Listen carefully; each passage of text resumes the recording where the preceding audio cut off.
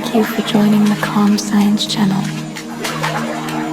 Tonight we ease into a quiet, timeless landscape that has grown beside humanity since our earliest steps across the land.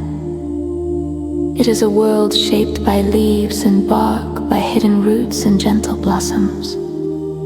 Herbal remedies are more than traditions passed down or warm cups held in the evening. They represent our first encounters with medicine, the earliest trials of healing, and the beginning of our shared story with the natural world. Long before laboratories, charts, or formal study, people observed plants with patience and care.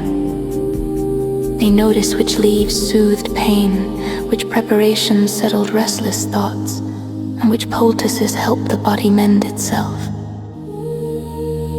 Over many lifetimes, this awareness accumulated slowly. Knowledge moved quietly from one person to another, from one place to the next, carried by memory and experience. Some of those plants still grow unnoticed along paths and fields. Others have traveled far, becoming central to modern treatments and scientific study. In this realm, chemistry rests within petals, timing shapes results, and nature reveals both softness and strength. If these calm explorations bring you comfort, you are welcome to like or subscribe, or leave a gentle note below. It helps others discover this peaceful space. For now, simply settle in. Let your muscles loosen, your breathing slow, and your thoughts drift as we begin. Long before modern medical systems took shape, herbal practices guided healing. Before neatly arranged bottles and precise doses, care emerged directly from the land. Those who paid close attention learned which plants reduced pain, which slowed bleeding, and which encouraged rest and exhaustion. If these calm explorations bring you comfort, you are welcome to like or subscribe, or leave a gentle note below. It helps others discover this peaceful space. For now, simply settle in. Let your muscles loosen, your breathing slow, and your thoughts drift as we begin. Long before modern medical systems took shape, herbal practices guided healing.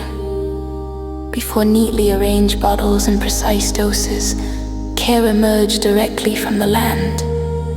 Those who paid close attention learned which plants reduced pain, which slowed bleeding, and which encouraged rest after exhaustion. This knowledge was not rushed or careless. It developed gradually, shaped by observation and survival. Communities depended on remembering these details, preserving them like a shared archive. Healing followed the seasons and reflected the local environment. Meadows, forest edges, and riverbanks served as living pharmacies for those who understood them. This early approach required patience as effects revealed themselves over long periods. It also demanded caution, since errors could be costly. From this careful practice, modern medicine eventually emerged, refining ancient insight into structured methods. At its heart, the principle remains the same. Healing begins with attention and respect for nature's influence. The story of willow bark and aspirin offers a clear example. Long before chemical analysis, people noticed that willow eased pain and reduced fever. Chewing the bark brought relief from aches and softened discomfort. This understanding appeared across distant cultures wherever willow trees grew. Much later, scientists identified salicylates as the source of these effects, compounds that affect inflammation and pain pathways. Through refinement, this ancient remedy became one of the most widely used medicines in history. What makes this story remarkable is the journey itself. Careful observation, repeated over generations, eventually shaped a cornerstone of modern treatment. The tree remained unchanged while human understanding expanded. Even today, the connection is visible in both classrooms and homes, reminding us that many breakthroughs began with simple awareness of how plants influence the body. A large number of modern medications trace their origins to traditional plant use. What is often labeled as folk medicine was frequently built on consistent results rather than belief alone. People recognized patterns, noted reliable outcomes, and shared what worked long before scientific language existed to explain it. These remedies spread through conversation, practice, and daily life instead of formal records. Over time, certain plants earned lasting trust because their effects were dependable. When researchers later examined these traditions, they often found active compounds that supported those long-held observations. The transition from home remedy to clinical treatment followed curiosity and respect for lived experience. These practices were shaped by necessity, care, and memory. A connection between past and present continues as modern science still looks to historical use for guidance. In many ways, future treatments quietly reflect ancient wisdom. Peppermint oil offers a gentle example. In its concentrated form, it can relax the muscles of the digestive system, easing spasms and discomfort. This effect differs from that of peppermint tea, which acts more broadly. The oil delivers specific compounds that interact with smooth muscle and nerve receptors, helping calm involuntary contractions and soften pain signals. How it is taken matters. Capsules designed to release later in digestion allow the compounds to reach the intestines more effectively, rather than pushing the system faster or slowing it down. Peppermint oil encourages balance.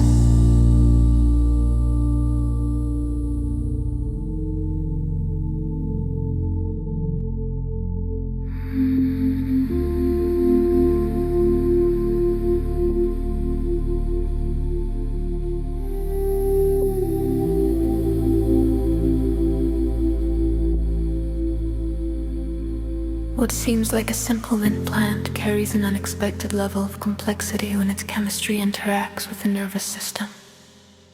A familiar scent becomes more than pleasant aroma. It translates into clear, measurable effects within the body, easing tension and discomfort through precise biological pathways. This is an important reminder that natural does not automatically mean mild. Amount matters, context matters. One of the most common misunderstandings in health culture is the belief that substances from nature are always safe. Nature creates powerful chemistry, not gentle intentions. Something calming in small doses can become overwhelming when used carelessly. This understanding is not new. Long before modern measurement tools, traditional healing systems recognized the importance of limits.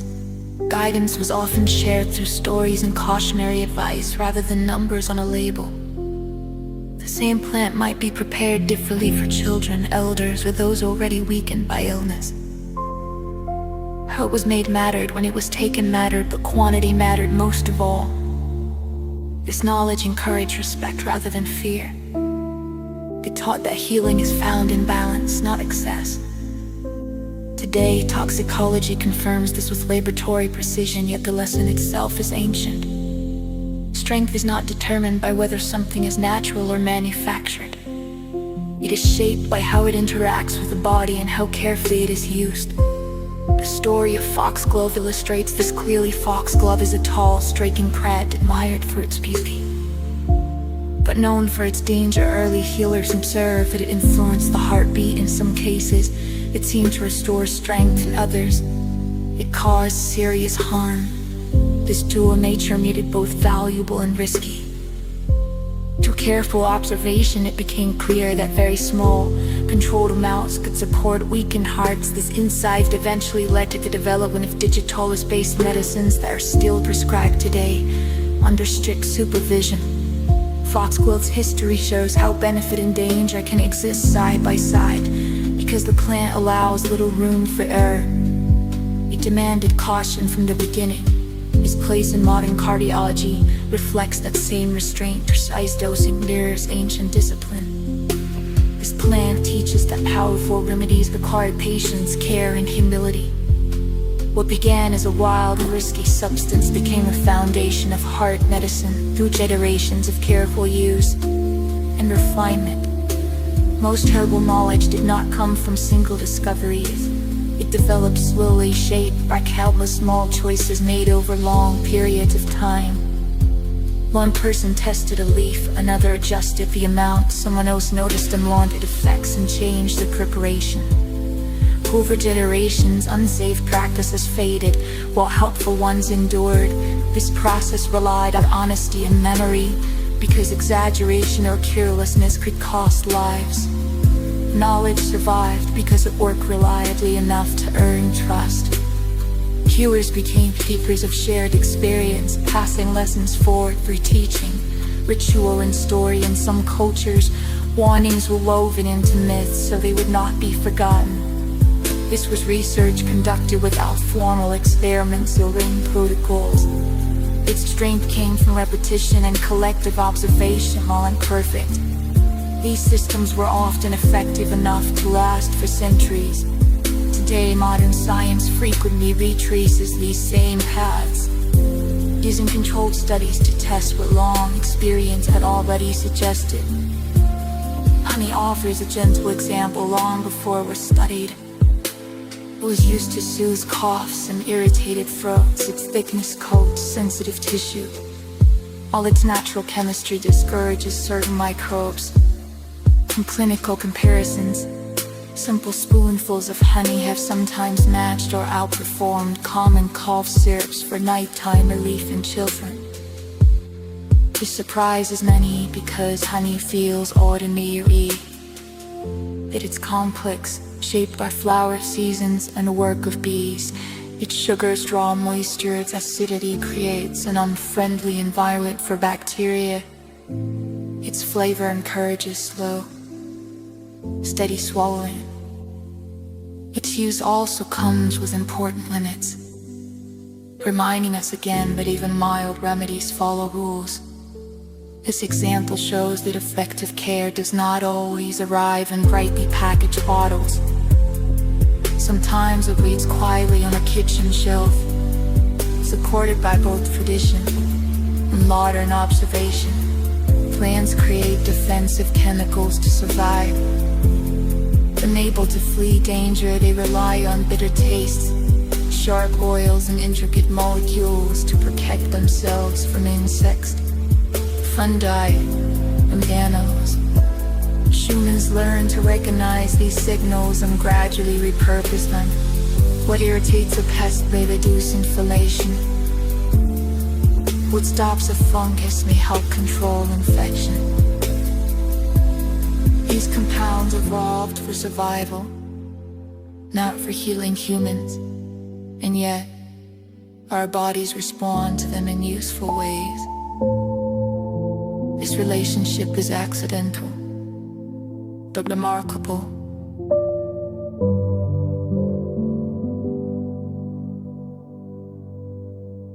Plants never intended to treat illness, yet their chemistry aligns with human biology often enough to change medicine entirely. Many modern drugs trace their origins to these defenses, refined over decades of study. Healing, in this sense, becomes a quiet collaboration with evolution itself, borrowing solutions shaped over millions of years. Ginger, for example, has been shown to reduce nausea, including motion sickness, and the unsettled feeling that can accompany pregnancy. Ginger's gentle heat offers more than a distinctive taste across centuries and cultures. It has been used to calm uneasy stomachs and restore a sense of balance after discomfort. Modern research suggests that ginger influences how quickly the stomach empties and how nausea signals move through the nervous system. This makes it useful in a range of situations, from the rolling motion of travel to the subtle unease that can arise early in pregnancy. One of ginger's strengths is its flexibility. It can be taken as a warm infusion, blended into food or measured into capsules, each form shaping its effects slightly differently. Because it is so familiar, it feels approachable, yet its actions are specific and observable. Rather than masking sensations, ginger appears to support the body's natural digestive timing. This harmony may explain why it has remained trusted for so long. It reminds us that the most enduring remedies are often those that work alongside the body, rather than forcing change. Many of the medicines used today trace their origins to simple plant-based practices. Behind countless modern treatments lies a quiet botanical beginning. These origins were modest, often involving leaves steeped in water or bark carefully removed and prepared by hand. Progress did not come from abandoning these practices, but from refining them. Scientists learned to isolate active substances, improve reliability, and study safety in detail. Yet the initial insight came from daily interaction with plants. Its continuity matters. Medicine did not turn away from nature. It learned how to interpret it. Even now, researchers explore forests, grasslands, and oceans in search of new compounds, often guided by tradition, knowledge, and ecological understanding. This ongoing dialogue softens the line between ancient and modern. It suggests that progress often begins by listening to what came before, building forward from foundations way long ago. The way herbs are dried can completely reshape their effects. When a plant is harvested, its chemistry does not stop instantly inside leaves and roots. Enzymes continue to work for a short time, gently altering compounds before moisture is fully gone. This creates a brief period where transformation unfolds quietly. Air movement, light exposure, and temperature all influence the direction of these changes. Some herbs lose their bright, volatile oils as they dry. Others develop deeper, more rounded qualities as certain compounds concentrate or soften long before chemical analysis.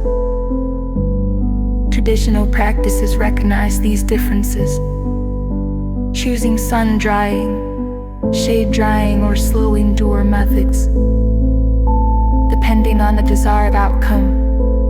Storage adds another layer, as light and oxygen continue to influence chemistry. Over time, the jar kept warm and bright will not preserve the same qualities as one stored cool and dark. Drying is not only about preservation, it is a way of guiding which properties remain. In many cases, dried herbs are not weaker or stronger than fresh ones, but distinct, offering effects that only appear after this careful transition. Garlic provides a quiet example of how preparation unlocks potential. When garlic is crushed, its cells break open and enzymes meet compounds they were once separated from almost immediately. Sharp-smelling molecules form.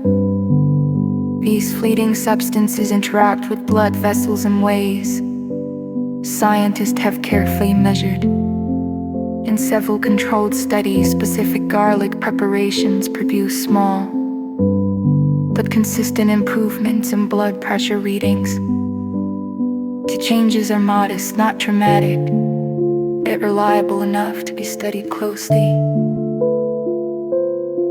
How garlic is prepared matters greatly. Raw, aged, powdered, and oil-based forms behave differently in the body.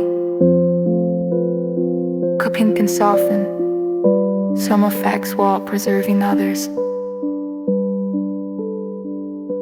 Individual health also plays a role, meaning garlic does not act the same way for everyone. What makes this example meaningful is not that garlic replaces medical treatment, but that a familiar food engages complex cardiovascular processes quietly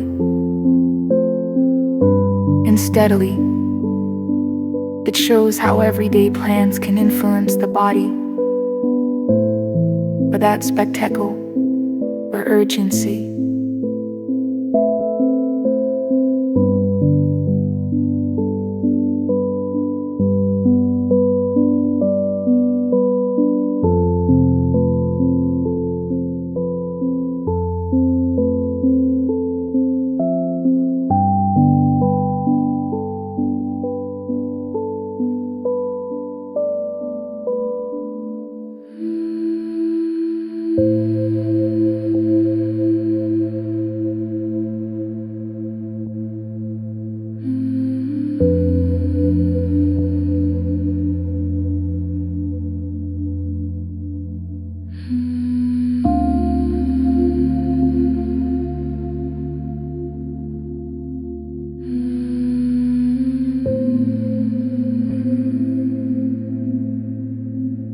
During the Middle Ages, monasteries often served as centers of care for their communities. At a time when formal medical services were limited, these places offered support quietly and consistently amongst tended herb gardens, not for beauty, but for healing. These gardens were arranged with intention, ensuring that plants used for wounds, fevers, digestion, and rest were close at hand. Knowledge was preserved through careful copying of texts, blending ancient teachings with first-hand experience. Travelers, villagers, and those without means often found help within monastery walls. Because gardens reflected local climate and soil, remedies developed regionally rather than universally. This encouraged close observation and adaptation. Plants that thrived nearby became trusted resources. These gardens acted as bridges, carrying ancient medical understanding forward into later scientific traditions and preserving continuity through centuries of change. Without those quiet centers of care, much of what we know about herbal practice might have been lost, leaving modern medicine without important reference points from the past. Their preservation allowed knowledge to move forward rather than disappear. Turmeric offers a vivid example of how tradition and science meet. Its rich golden color reflects a complex chemical makeup, especially a compound called curcumin. Curcumin has been studied for how it influences the body's inflammatory signaling system. Instead of shutting down a single pathway, it gently adjusts several at once, guiding the body toward equilibrium. This wide reach explains why research findings can feel both promising and difficult to simplify. Curcumin is not easily absorbed on its own, which led traditional cuisines to combine turmeric with fats and complementary spices. Much later, scientific studies confirmed that this pairing improves uptake. Its effects were gradual rather than immediate, favoring steady use over quick results. Curcumin also responds differently, depending on the body's starting condition, sometimes producing noticeable changes and sometimes remaining subtle. This variability resists simple conclusions, but reflects the complexity of living systems. Turmeric's story shows how food traditions, cultural practice, and modern research can arrive at the same understanding from different paths, revealing a compound that works slowly and persistently with the immune system. Indigenous healing practices have often guided scientists toward new treatments. Many discoveries began not with random screening, but with careful listening. Researchers observed that certain plants were used consistently across generations for specific concerns. The consistency suggested meaningful effects worth exploring.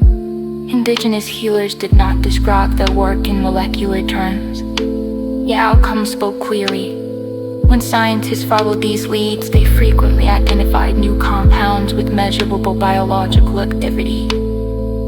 This approach reduced guesswork and focused effort, It also raised important questions about respect, acknowledgement and preservation of knowledge, traditions that survived displacement, and disruption became guides rather than artifacts. In several cases, therapies now viewed as advanced traced their roots to communities that never separated healing from culture, land, or daily life.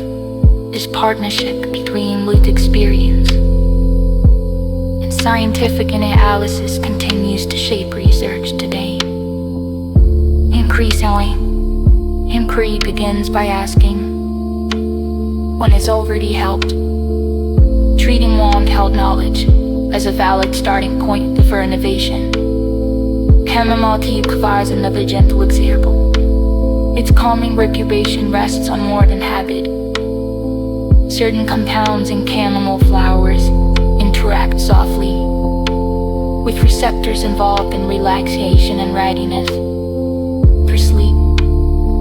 Rather than forcing drowsiness, chamomile seems to ease the transition into rest. This distinction is important. It does not suppress the mind, but encourages conditions that support natural sleep cycles. 1. Sin. In the quiet ritual of preparation, enhance into fashion, chamomile tea provides another gentle example. Its common reputation rests on more than habit. Certain compounds in chamomile flowers interact softly with receptors involved in relaxation and readiness for sleep.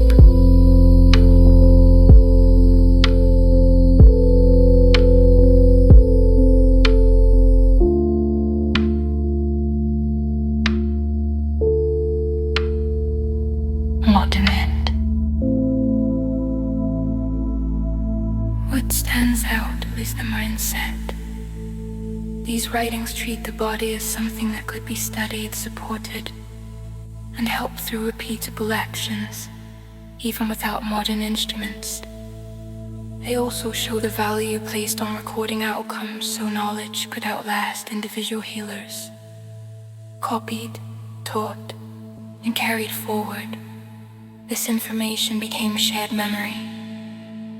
In this way, careful documentation itself became part of healing.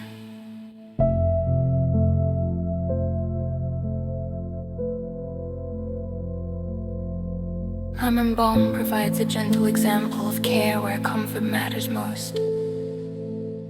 In some settings, it has been studied for easing restlessness and agitation in people living with dementia. This is meaningful because distress in dementia is difficult to soothe without causing heavy sedation. Lemon balm appears to support calm while preserving alertness, helping the nervous system settle rather than shut down. Its aroma and compounds interact with pathways involved in anxiety and emotional regulation.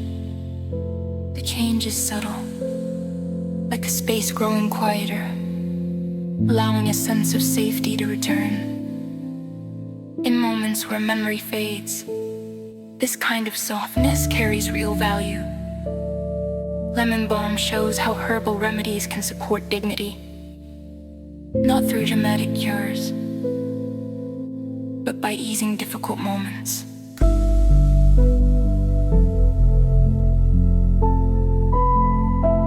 Common plant names can be misleading. The same familiar label may refer to different species, depending on region or language. This matters because similar-looking plants can carry very different chemistry. One may be helpful, another ineffective or even risky. The problem grows when herbs are sold, chopped or powdered, removing visual clues. Traditional practitioners relied on habitat, scent, texture, and the whole form of the plant to to avoid mistakes. Modern trade often breaks that connection, turning living plants into anonymous products. This is why scientific names matter. They are not academic decoration, but tools for clarity and safety.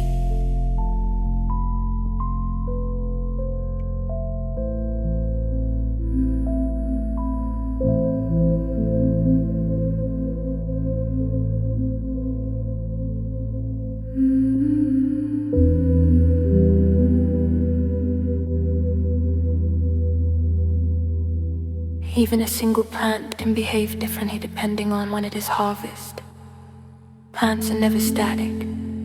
Leaves collected before flowering contain different chemistry than those gathered afterward. Roots store more compounds as seasons change.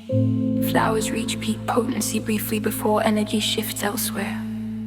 Harvesting captures a moment within this constant motion. Traditional practices paid close attention to these cycles, often tying collection to seasonal or lunar markers. Modern analysis confirms that active compound levels can vary widely depending on growth stage. This means two harvests from the same place may affect the body differently. Timing also shapes flavor, scent, and how well herbs store over time. Harvest too early and effects may feel faint. Harvest too late and balance may be lost. Recognizing this transforms gathering into an intentional act rather than a routine task. The plant remains the same species, yet its character changes with time. Lavender offers a different pathway into calm. Its influence reaches the brain through scent. One of the fastest routes available, aromatic molecules move directly from the nose to regions involved in emotion and memory, bypassing digestion entirely. This allows effects to appear quickly. In controlled studies, lavender aroma has been shown to reduce markers of stress during demanding tasks. It does not eliminate anxiety, but gently softens it.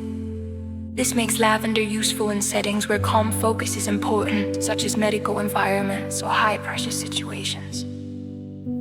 Responses differ from person to person, shaped by sensitivity and personal association. Some find the scent grounding, others feel little change. What makes lavender distinctive is its immediacy, offering a quiet shift toward ease through something as simple as breath. Unlike remedies that must be digested and absorbed over time, scent can shift mood almost instantly. This shows that healing does not always require change in chemistry deep inside the body. Sometimes, gently influencing perception and nervous system tone is enough to create real, measurable relief. The body responds quickly when signals arrive through pathways linked to emotion and memory. Some herbal effects unfold in a quieter way, working through the community of microbes living in the gut. The digestive tract holds trillions of organisms that shape health continuously. Often without notice, certain herbs interact with this ecosystem. Rather than acting directly on human cells, fibers, bitter compounds, and polyphenols can support beneficial microbes while limiting others over time. These changes ripple outward, influencing immunity, metabolism, and even mood because this process is gradual. Its effects may go unnoticed at first. An herb may seem to do nothing, then slowly reveal its influence over weeks. This also explains why people respond differently. Each person's microbial landscape is unique. What encourages balance in one body may have little effect in another. Seen this way, herbal action becomes a partnership rather than a command. Herbs do not always force the body to change. Sometimes they create conditions where internal allies do the work themselves. This perspective adds elegance to plant medicine, highlighting effects that are indirect yet deeply meaningful. The licorice root offers a cautionary example. Its sweet, familiar taste can feel comforting and harmless, yet one of its natural compounds can alter fluid balance by mimicking certain hormonal signals over time. This can raise sodium levels, lower potassium, and gently tighten blood vessels. The unsettling part is how subtle this shift can be. The person may feel normal while internal measurements move in an unhealthy direction. Risk increases when licorice is consumed daily, combined across teas, supplements, and sweets, or taken in concentrated forms. Traditional formulas offers a cautionary example. Its sweet, familiar taste can feel comforting and harmless, yet one of its natural compounds can alter fluid balance by mimicking certain hormonal signals over time. This can raise sodium levels, lower potassium, and gently tighten blood vessels. The unsettling part is how subtle this shift can be. A person may feel normal while internal measurements move in an unhealthy direction. Risk increases when licorice is consumed daily, combined across teas, supplements, and sweets, or taken in concentrated forms. Traditional formulas often limited how long licorice was used or paired it with other ingredients. This was not fear, but respect. Modern labels do not always convey that nuance. Licorice reminds us that pleasant flavors can hide powerful physiological effects, and that plants can carry constant affirms of tanzicin flavors without obvious warning signs. Ancient Egyptian medical texts offer a glimpse into early clinical thinking. Their papyri describe plant-based preparations for cleaning wounds, easing digestion, and supporting recovery. These were practical instructions, not symbolic gestures. They outline methods, mixtures, and goals such as reducing swelling or protecting injured skin. Ingredients like honey, raisins, garlic, and soothing gels appear as functional tools in an observable system of care.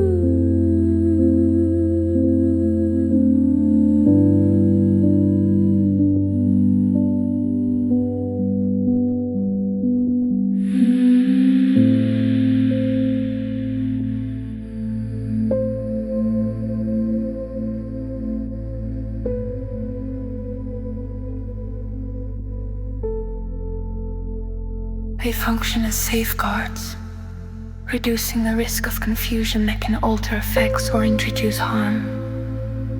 Once it becomes clear how easily names can mislead, careful cell listing reveals itself as part of the treatment, not a separate concern.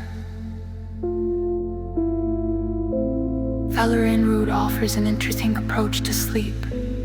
It is not a forceful sedative in several studies. It appears to shorten the time it takes to fall asleep, particularly for people whose thoughts remain active at night. Its influence seems connected to calming signals within the nervous system, helping the body ease into rest rather than pushing it abruptly. Many people notice its effects gradually, building over several nights instead of arriving all at once. This slow shift fits a plant whose chemistry is layered in tones. Valerian is also known for its strong scent, a reminder that potent compounds can exist even when changes feel subtle. Responses differ widely, which reflects an important truth. Sleep is shaped by routine, light, stress, and expectation. Valerian works best alongside consistency, patience, and gentle rituals. It does not force sleep. It simply makes entry easier. Alcohol tinctures reveal another side of plant chemistry. Water works beautifully for teas, but it cannot dissolve everything. A plant contains alcohol can reach oils, resins, and compounds that remain untouched by water alone. This tree has preparations that are sometimes stronger, sometimes simply different in character. Tinctures and gentle rituals. It does not force sleep. It simply makes entry easier. Alcohol tinctures reveal another side of plant chemistry. Water works beautifully for teas, but it cannot dissolve everything. A plant contains alcohol can reach oils, resins, and compounds that remain untouched by water alone. This tree has preparations that are sometimes stronger, sometimes simply different in character. Tinctures also preserve plant chemistry for long periods, which once mattered greatly when fresh herbs were available. Blended seasonally, the alcohol concentration is chosen carefully. Too little leaves important compounds behind. Too much can distort the balance or damage delicate elements. Steeping time matters as well, shaping what ultimately remains. Absorption changes too. The tincture can act more quickly when held in the mouth, shifting how one effects are felt. Baking a tincture becomes less like cooking and more like translation. Converting a living plant into a stable form the body can still recognize. Passion flower has been studied for easing anxiety before medical procedures. These moments often bring a specific kind of tension. Even when safety is understood, the body can remain on edge. Passion flower appears to reduce that anxious state while keeping the mind clear. This balance is valuable instead of dulling awareness. It seems to support calm through pathways involved in relaxation signaling. In studies, people often reported feeling less tense without the heavy fog associated with stronger sedatives. This matters in real settings where memory, communication, and cooperation remain important. Passion flower's delicate appearance makes its effects feel unexpected. It offers a reminder that gentleness and strength can coexist. Its long traditional use and modern study together highlight a focus on the human experience of care, not just the procedure itself. Light and heat can quietly weaken herbal preparations. A plant can lose effectiveness without changing its appearance. Sunlight and warmth gradually break down fragile compounds, especially oils that carry distinctive effects. A jar left near a window may smell fine while its chemistry slowly shifts. Heat speeds oxidation and oxidant continues the process, nudging active molecules into less useful forms. Traditional storage methods favor dark containers and cool spaces because experience revealed what science later confirmed. Modern packaging sometimes overlooks this, choosing clear bottles that allow degradation. This helps explain why two products with the same ingredient can feel different. Handling becomes part of the medicine. Protecting herbs from light and heat keeps them closer to their original state. This is not about precision for its own sake. It is about respect for time and transformation. Herbal medicine is shaped by patience, and storage is one quiet way that patience is practiced. Ashwagandha that draws interest because it approaches stress from more than one angle. In research, it has been studied for effects on cortisol, a hormone involved in the stress response, while many people also describe a general sense of calm in daily life. That combination suggests changes in both body chemistry and lived experience. Ashwagandha is not presented as an instant solution. Traditional use emphasize resilience, a capacity to endure strain without collapse.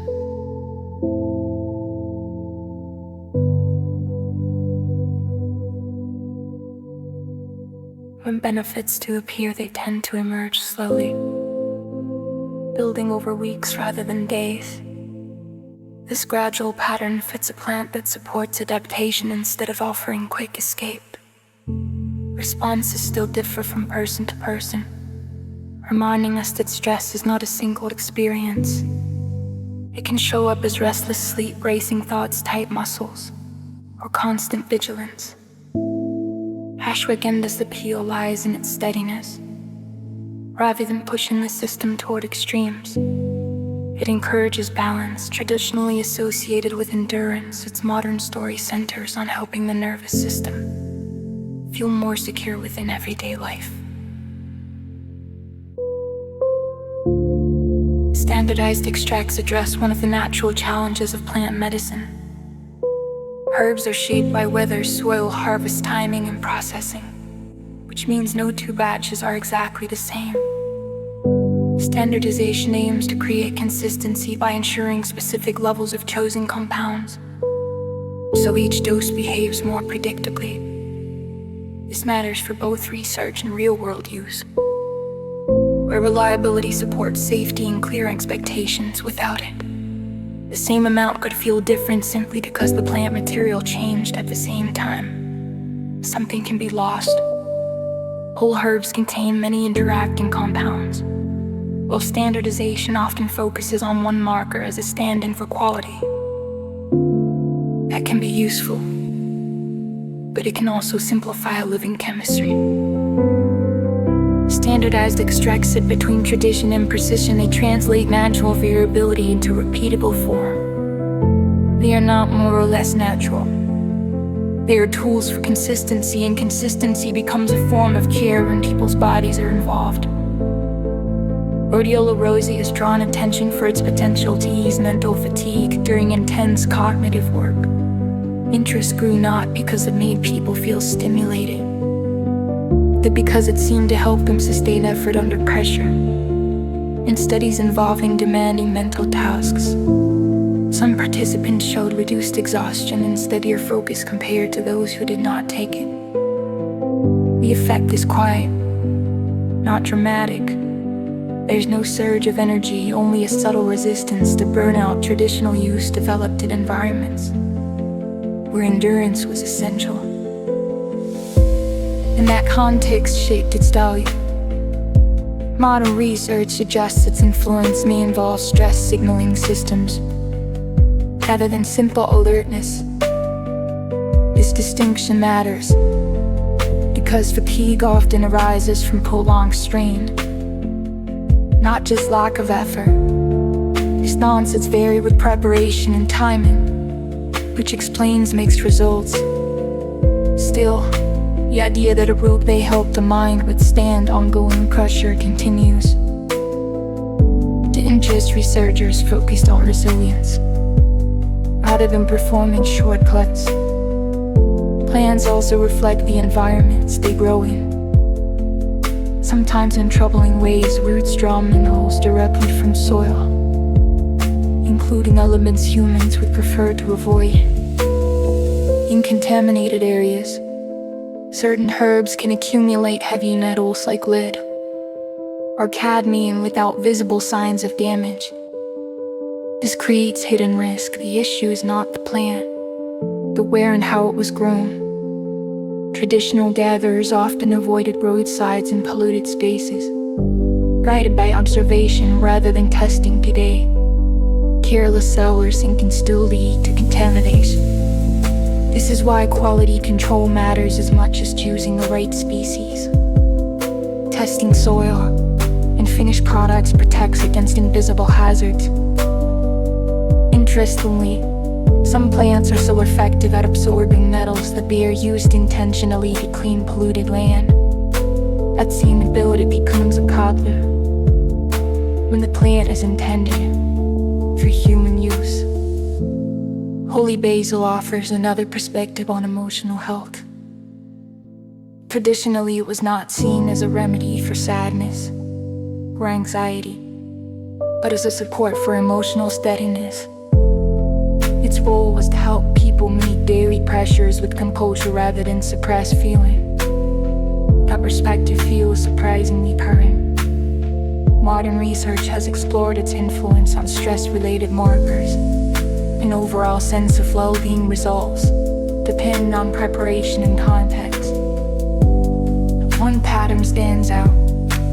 It was often used as part of daily life, not reserved for moments of crisis. Keys, rituals, and regular use and festivals. Invisible hazards, interestingly. Some plants are so effective at absorbing metals that they are used intentionally to clean polluted land. That same ability becomes a problem when a plant is intended for human use. Holy basil offers another perspective on emotional health. Traditionally, it was not seen as a remedy for sadness or anxiety, but as a support for emotional steadiness. Its role was to help people meet daily pressures with composure rather than suppressed feeling. That perspective, for unsafe, accurate naming reduces the risk of dangerous mistakes and preserves trust in herbal practice.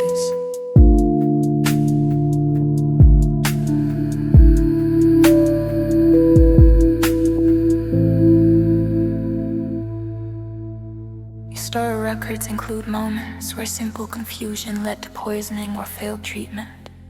Similar names, shared appearances, or regional labels caused people to use the wrong plant with serious consequences. Latin naming developed as a response to that disorder, creating a shared reference system that crossed borders and languages.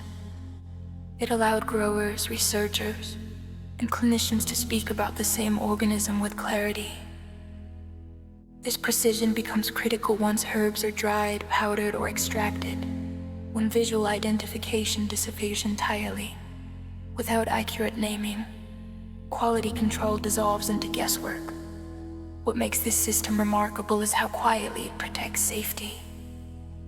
It rarely draws attention, yet it prevents harm every day. In herbal practice, knowing exactly what you are using is the foundation of responsible care.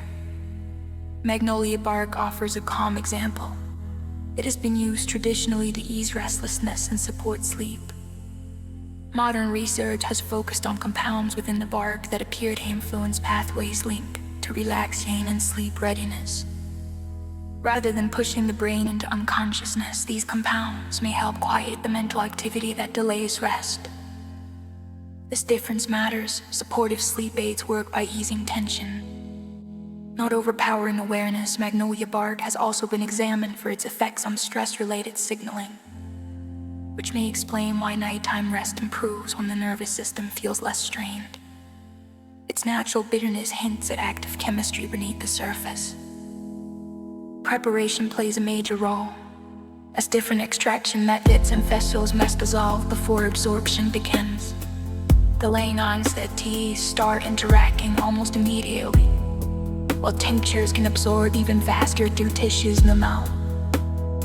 These differences shape not only how quickly effects appear, but how long they last. The slower onset is not a weakness. In some cases, it produces steadier, longer-lasting support. Capsules also allow precise dosing and avoid strong flavors, which some people prefer. The key is recognizing that form changes experience. Expecting identical results from every preparation leads to misunderstanding. Traditional systems often match form to purpose without formal explanation. Modern users benefit from rediscovering that logic. Choosing between a tea, tincture, or capsule is not cosmetic. It shakes rhythm, intensity if received. Helps illustrate how familiar plants can hide forgotten roles, known widely for their place in brewing. Hops were used long before that for calming restlessness and supporting sleep. The same compounds responsible for bitterness and aroma also interact with the nervous system. This dual nature makes hops intriguing. A plant associated with alcohol-related stimulation also carries sedative potential on its own historically.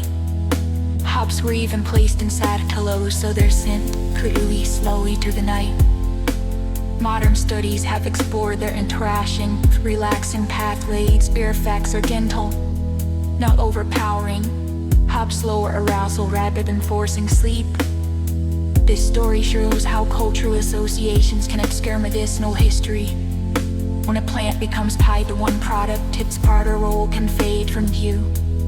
Expectation also shapes how herbal remedies are experienced.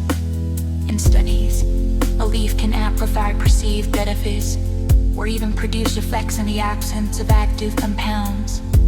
This does not mean herbs are ineffective, and hence the human mind participates in healing. Traditional herbal systems often include a ritual preparation and intention slightly enhanced in languages.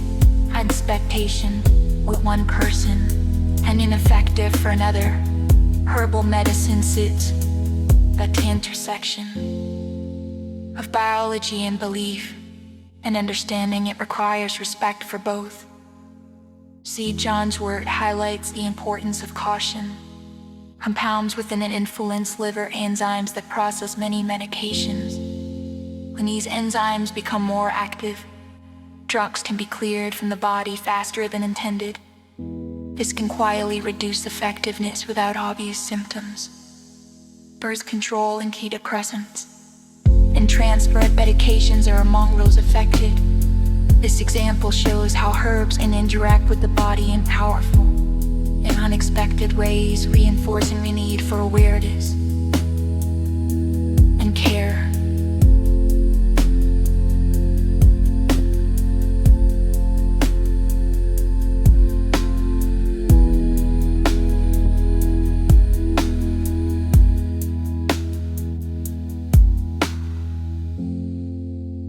Stolemate makes hops intriguing. A plant associated with alcohol-related stimulation also carries sedative potential on its own historically. Hops were even placed inside pillows so their scent could release slowly through the night. Modern studies have explored their interaction with relaxing pathways. Their effects are gentle, not overpowering. Hops lower arousal rather than forcing sleep. The story shows how cultural associations can obscure medicinal history. When a plant becomes tied to one product, its broader role can fade from view. Expectation also shapes how herbal remedies are experienced. In studies, belief can amplify perceived benefits, or even produce effects in the absence of active compounds. This does not mean herbs are ineffective.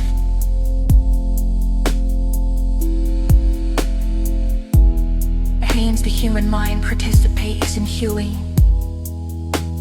Traditional herbal systems often include a ritual preparation and intention, which likely enhanced in languages.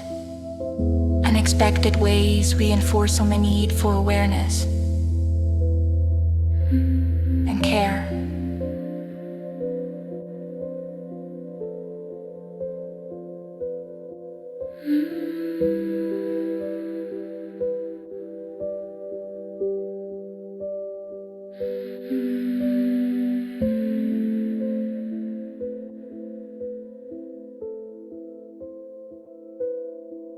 The risk lies in what cannot be felt.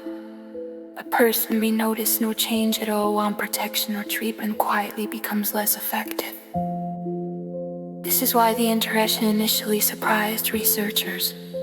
St. John's wort had been used for generations, yet its influence on modern medications only became visible when systems overlapped. The plant itself is not dangerous by nature, but context reshapes its impact.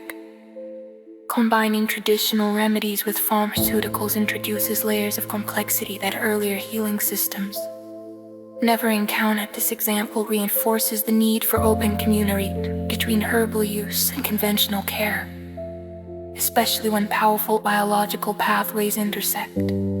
Whole plants behave differently than isolated compounds. A complete herb contains dozens, sometimes hundreds, of chemicals that interact with one another. When a single component is separated, its behavior can shift, effects may become stronger, or balance may be lost entirely. Whole herbs often act more gently because compounds regulate each other. Softening intensity in cinnamon is not a single substance. Different species carry different chemical profiles, and preparation alters what reaches circulation. Cinnamon tends to work best as a backward influence, rather than a rescue tool. It fits naturally into meals and routines, shaping long-term patterns instead of quick fixes. Its story is about scale. A familiar spice can leave measurable physiological traces, even if those traces are subtle. Everyday flavor can carry quiet biology. Vinegar-based preparations reveal another layer of traditional technique. Vinegar lace seems simple, but its acidity allows it to extract certain minerals and plant compounds effectively. For this reason, herbs were often soaked in vinegar for extended periods, creating remedies that were stable, portable, and easy to measure. These extracts were especially useful for people avoiding alcohol tinctures and for plants valued more for mineral content than aromatic oils. Vinegar preparations lived in kitchens rather than apothecaries, making medicine feel accessible and domestic.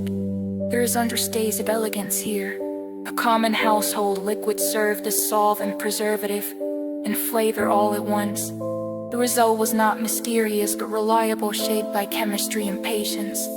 This method shows how many traditional practices were quietly scientific, built on careful observation of what consistently transferred from plant to liquid.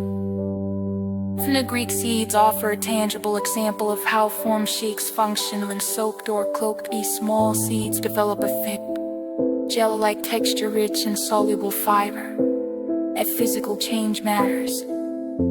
It can slow how carbohydrates move through digestion, smoothing the rise that follows a meal.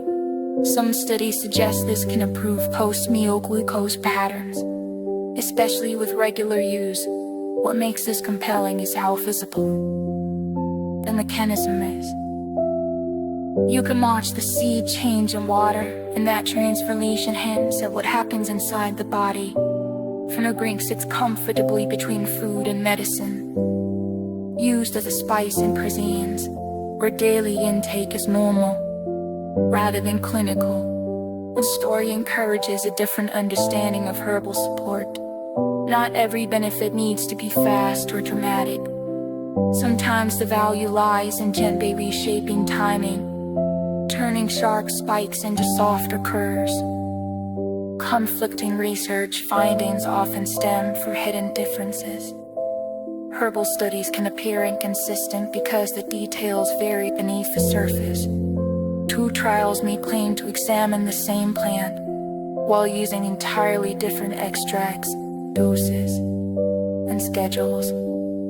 One may rely on water-based preparations, another on alcohol extracts. One may standardize a specific compound, while another uses whole powdered herb. And outcomes differ, confusion follows.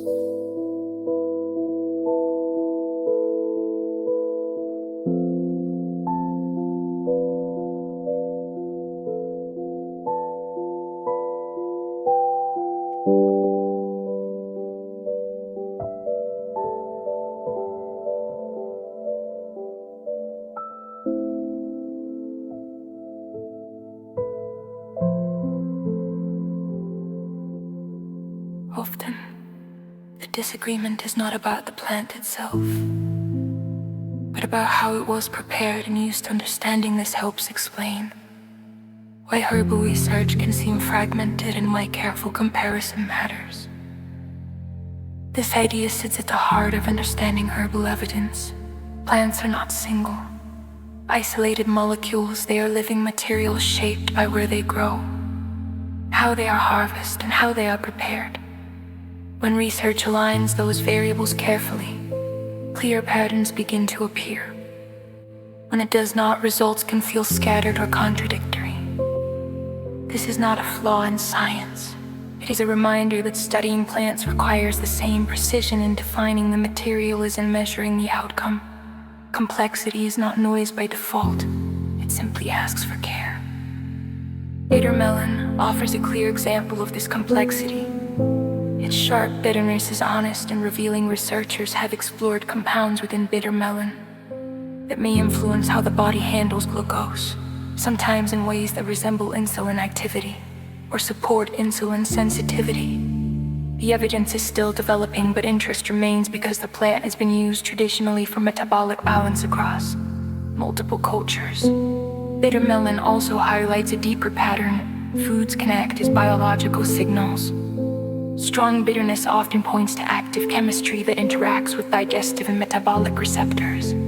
Preparation plays a major role.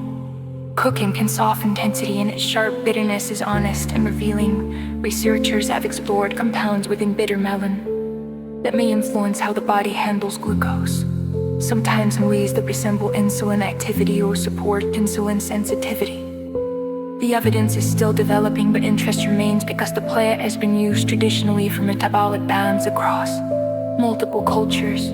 Bitter melon also highlights a deeper pattern. Foods can act as biological signals. Strong bitterness often points to active chemistry that interacts with digestive and metabolic receptors. Preparation plays a major role. Cooking can soften intensity, and its sharp bitterness is honest and revealing. Researchers have explored compounds within bitter melon and may influence how the body handles glucose, sometimes in ways that resemble insulin activity or support insulin sensitivity. The evidence is still developing, but interest remains because the plant has been used traditionally for metabolic balance across multiple cultures. Bitter melon also highlights a deeper pattern. Foods can act as biological signals. Strong bitterness often points to active chemistry that interacts with digestive and metabolic receptors. Preparation plays a major role. Cooking can soften intensity, and its sharp bitterness is honest and revealing. Researchers have explored compounds within bitter melon. Bitter melon's story is not about dramatic cures. It is about a recurring presence wherever people have tried to understand and manage sugar balance, combining careful study rather than exaggeration. Honey-based syrups show how preservation and comfort can work together. Honey serves as both medicine and medium. When herbs are infused into it, the result is a preparation that lasts, tastes gentle, and coats irritated tissues in the mouth and throat. This makes it unsuitable as a casual addition, especially for people already managing conditions like diabetes or heart disease. The deeper lessons of benefit and risk often rise together. The substance strong enough to shift measurable biology, but also strong enough to interfere with other treatments. Berberine encourages a mature understanding of herbal medicine. Natural does not mean mild, and evidence does not mean universally safe. Thoughtful use requires attention to combinations, timing, and individual context, not just promising results. Additional dose ranges grew out of lived consequence. Were not created for elegance or theory. They were shaped by experience where mistakes matter over time. Communities learned that too little brought no benefit and too much caused harm. From this came dosing guidance that often sounds imprecise. A pinch, a handful, a short steep. A long simmer, yet these descriptions reflected careful calibration. Different parts of a plant demanded different respect. Foods often carried more concentrated chemistry than leaves. Fresh material behaved differently from dried. The goal was consistency, achieving similar effects again and again without instruments. This is why many traditions developed repeated preparation rituals. These were dosing systems woven into daily practice. What is striking is that modern research sometimes rediscovers similar ranges through controlled trials, landing near the same boundaries that experience had already defined. Tradition dosing is not flawless, but it represents a long memory of trial and restraint, shaped by the real cost of error.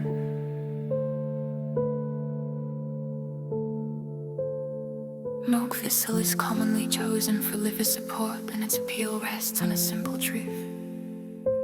The liver works constantly, filtering, transforming, and managing the body's internal chemistry, and people want to care for it. Milk thistle contains a group of compounds often called silymarin, which have been studied for antioxidant activity and for helping protect liver cells in certain contexts. The strength of the evidence depends on the condition being examined, yet the plant remains widely used because it balances tradition, biological plausibility, and a generally favorable safety profile when used thoughtfully. What gives milk thistle lasting interest is the organ it relates to. The liver is a central hub, processing nutrients, toxins, hormones, and medications. Supporting it feels like supporting the body's entire internal economy. Milk thistle's story is also about endurance. It has persisted through centuries of use while continuing to attract modern research, suggesting a depth that invites ongoing attention rather than dismissal. Natural substances can heal or harm depending on context. Context is the quiet ingredient in every remedy. A plant that supports one person may pose risks for another because bodies, conditions, and combinations differ. Even within the same individual, responses can change over time. Hydration, diet, stress, sleep, and genetics all influence how compounds are absorbed and processed. Timing matters as well. Something calming at night may feel disruptive in the morning. Preparation matters too, as teas, capsules, and extracts deliver different concentrations and speeds. Most importantly, context includes what else is being taken. Herbs can amplify, block, or alter other substances in subtle ways. This is why many traditions treated herbal use as situational rather than universal. Plants are not simple tools. They are complex chemical relationships. Used with care, they can support the body gently. Used with their attention, they can create problems just as quietly. Context turns chemistry into care. Cranberry offers a strategic kind of support for urinary health. Its most interesting action is not about killing bacteria directly. Certain compounds appear to interfere with how some microbes attach to the lining of the urinary tract, making them easier to flush away before they get cold. Because of this, cranberry is discussed more for prevention than for treating active infection. Study results can seem inconsistent because products vary widely. Sweetened juices, concentrates, and capsules can deliver very different amounts of active components, and labels rarely make comparisons straightforward. Still, for some people who experience repeated issues, regular use has been associated with fewer recurrences over time. What seems like a simple freak becomes a lesson in shifting conditions rather than fighting head-on. Some remedies work by changing the environment so problems struggle to establish themselves in the first place. Before surgery, clinicians often ask people to stop supplements. Surgical settings rely on predictability, because small shifts can matter when medications are precisely balanced. Certain herbs can increase bleeding risk, affect blood pressure, or influence heart rhythm. Others may alter blood sugar stability or change how the liver processes anesthetic drugs. Even mild effects become important when someone is fasting, stressed, and receiving powerful medications. Pausing supplements ahead of time is not a judgment against herbs. It is a safety buffer, much like confirming allergies or following fasting rules. It also reflects an important truth: herbal products are active. They influence physiology in real ways, which is exactly why clinicians want a clear baseline during high-risk procedures. In this way, caution becomes a form of respect for potency. Uva Orsi offers a clear example of strengths paired with limits. It gained attention for urinary support because certain compounds can convert into antimicrobial forms as they pass through the body. And focused action can make it feel like a direct solution. Yet it carries strict boundaries. The same chemistry that discourages microbes can irritate tissues if used too long or too often. Traditional guidance usually framed it as a short-term option reserved for specific situations rather than daily use. Modern safety recommendations echo that restraint, emphasizing balances behave like precise tools. When applied correctly but problematic and overused.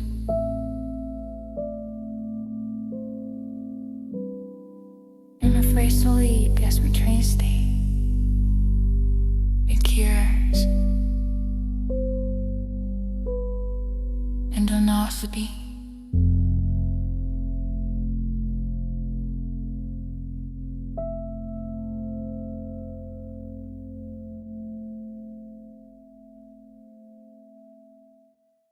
And crazy.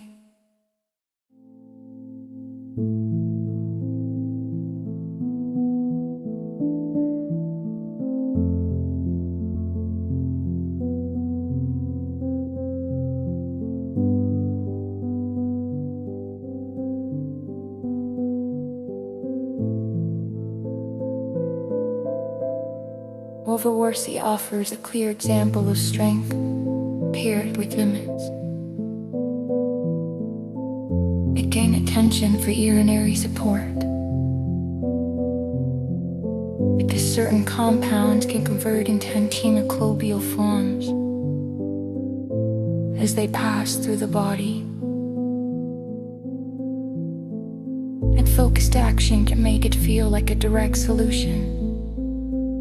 Yet it carries strict boundaries. The same chemistry that discourages microbes can irritate tissues if used too long or too often. Tradition guidance usually framed it as a short-term option, reserved for specific situations, rather than daily use.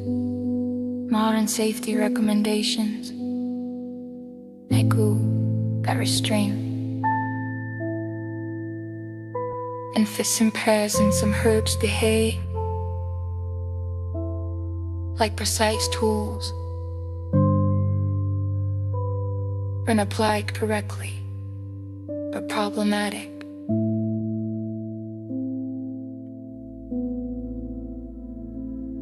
And overused.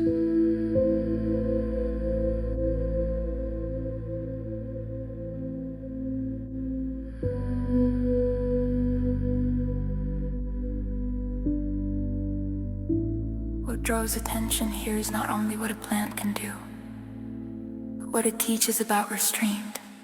In herbal practice, strength is not measured solely by effect. It is also defined by knowing when to pause.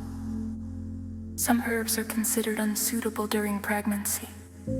Even when they are easy to purchase, pregnancy reshapes the body's chemistry and sensitivity. Blood volume increases, hormone signals shift, and the uterus becomes more responsive to compounds that once carried little impact.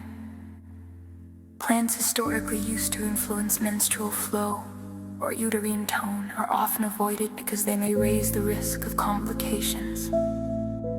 Even remedies considered mild can become complex, since support for nausea, sleep, or immunity each carries different safety questions. During this stage, store availability can be misleading. Legal sale does not mean universal suitability in these moments. Wisdom often looks like caution rather than experimentation.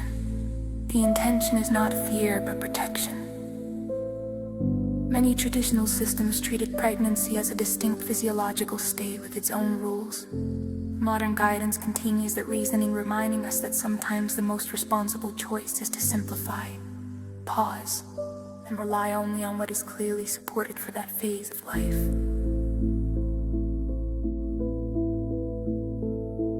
Golden seal offers a lesson beyond human health.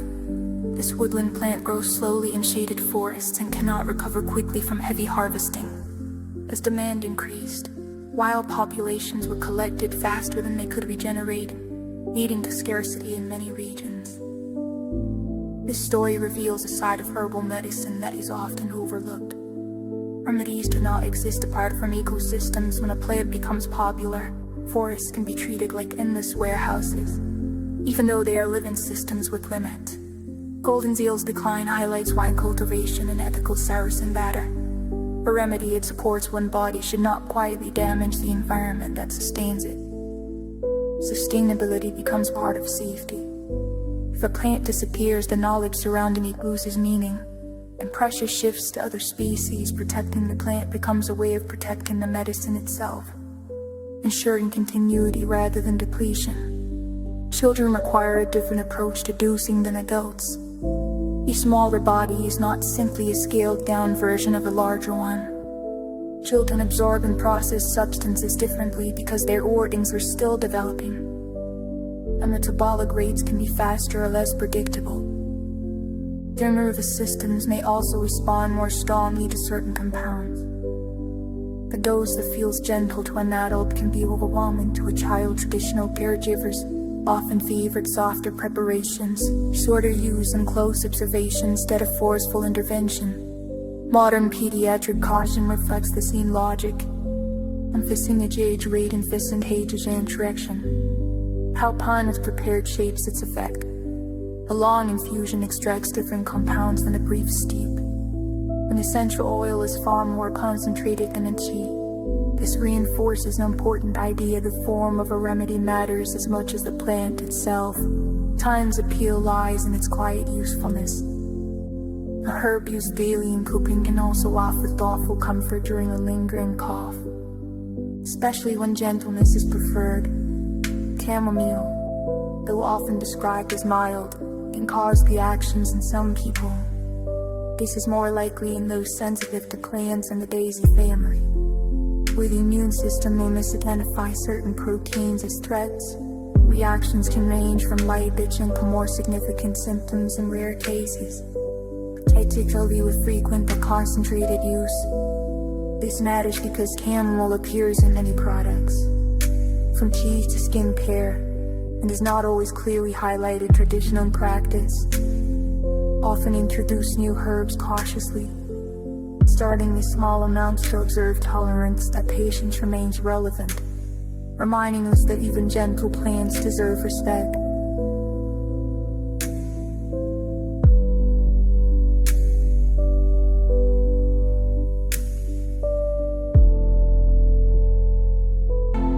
One of the most important lessons here is that safety is personal. A plant that feels soothing to one body can irritate another. Chamomile illustrates this clearly. Herbal medicine is shaped not only by tradition or research, but by individual biology. Paying attention to early signals is part of using remedies responsibly. Listening before insisting. Sage has long been valued for easing throat discomfort. Its usefulness comes partly from its astringent qualities, which can gently tighten and soothe irritated tissues. When used as a warm gargle, sage delivers its effects directly to the sore area instead of relying on digestion. This local action makes it feel practical and immediate.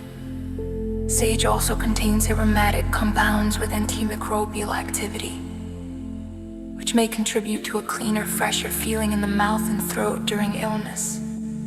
The ritual itself matters. Gargling slows breathing and encourages moisture, both of which can ease dryness that worsens soreness. Traditional preparations often paired sage with salt or honey, softening bitterness while keeping attention on calming inflamed membranes. The method is simple, yet thoughtfully designed. It chooses direct contact over whole body effects, showing how herbal practice often favors the most efficient path. Sage reminds us that relief can come from addressing exactly where discomfort lives. Combining herbs with alcohol introduces another layer of risk. Alcohol is not a neutral background substance. It changes how plant compounds are extracted, preserved, and absorbed. When herbal products are used alongside drinking, effects on the nervous system can stack unexpectedly, increasing sedation, dizziness, or impaired coordination. This risk is higher with calming herbs because alcohol already lowers alertness. Alcohol can also alter liver metabolism, changing how long certain compounds remain active in the body. The danger lies in unpredictability, a combination they feel mild at first and intensify suddenly, especially when extracts are concentrated or doses are unclear. Traditional tinctures were intended as magic drops, not additions to drinks that boundary mattered.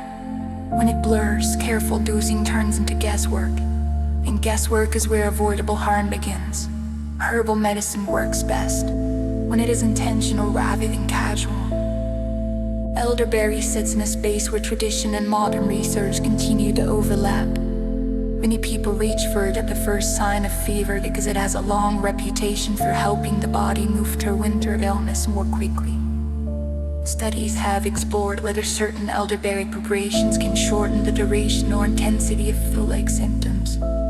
Its some recurring results in ongoing uncertainty. One reason the evidence keeps shifting is variation. Different species, ripeness levels, processing methods, and concentrations mean that two products may not be comparable at all. Timing matters too, since early use may shape outcomes more than late use. Elderberry also carries cultural enthusiasm that can outpace data. A balanced view avoids both hype and dismissal. It remains a plant worth studying, not because it guarantees results, but because it repeatedly appears in both historical use and modern investigation as a candidate for gentle, time-sensitive support. Certification labels can help, but they are not absolute guarantees. A seal often indicates testing for certain contaminants, manufacturing standards, or confirmation that an herb matches its label. That protection matters in a market where quality varies widely. Still, no single certification can address every possible risk. Some programs focus on heavy metals, others on microbes, others on identity, and gaps remain. Even well-managed facilities rely on raw materials raw and clean and correctly identified. For this reason, certifications are best seen as safety nets rather than flawless shields. Herbal quality is layered. It depends on farming methods, harvesting practices, drying and storage. We can outpace data. A balanced view avoids both hype and dismissal. It remains a plant worth studying, not because it guarantees results, but because it repeatedly appears in both historical use and modern investigation as a candidate for gentle, time-sensitive support.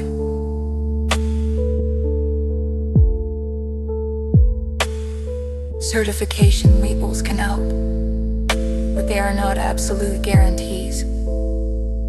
A seal often indicates testing for certain contaminants, manufacturing standards, or confirmation that an herb matches its label. That protection matters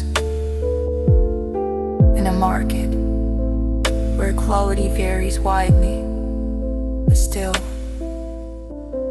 no single certification can address every possible risk. Some programs focus on heavy metals, others on microbes, others on identity, and gaps remain. Even well-managed facilities rely on raw materials arriving clean and correctly identified. For this reason, certifications are best seen as safety nets rather than flawless shields. Herbal quality is layered. It depends on farming methods, harvesting practices, drying, storage, transport, and formulation. Certifications reduce risk, but real confidence comes from combining them with transparency, reputable sourcing, and clear documentation. Andrographies is another plant that draws attention to its bitterness, that sharp taste, as long signal potency. In many traditions, researchers have studied andrographies for immune support, particularly during colds and respiratory discomfort. because certain compounds appear to influence inflammatory signaling and immune response patterns in pandas.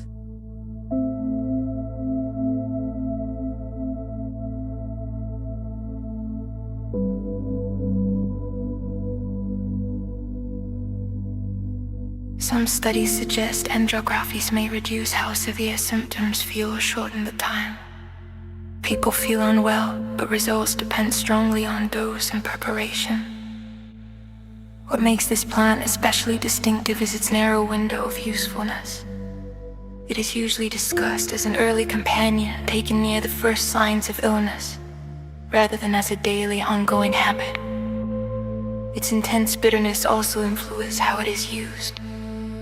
Many people choose capsules to avoid the taste, which in turn changes how quickly and where it is absorbed. Andrographies reminds us that plants can have clear personalities. Sometimes the first signal of potency is not a data table, but the flavor itself. Some plant compounds are fragile enough that the stomach is the worst place for them to begin their journey. Acid and digestive enzymes can break down certain constituents before they ever reach the intestines. Where absorption is more effective, enteric coatings are designed to protect capsules until they pass into a less acidic environment. This small design choice can determine whether a compound survives at all. It also shapes timing, delaying onset and changing how the effect unfolds for herbs intended to act on the gut. This delay is often the goal, delivering the plant exactly where it matters. Enteric coatings can also reduce nausea, since bitter compounds released too early may irritate the stomach. What seems like a minor manufacturing detail becomes part of the remedy itself. Delivery matters. Herbal medicine is not only about selecting the right plant, but about helping its chemistry arrive in the right place at the right moment. Astragalus has long been associated with endurance and resilience. Rather than dramatic effects, traditionally it was taken during ordinary life to support stamina, recovery, and the ability to withstand long periods of strain. That focus makes it feel suited to real life rather than emergencies. Modern research has explored astragalus for immune-related activity and cellular protection, but its cultural role remains central. It was often used during seasons of expected challenge, helping the body stay steady, rather than pushing it to extremes. Apparition reflects this philosophy. Astragalus is commonly simmered for long periods, drawing deeper constituents into broths and decoctions.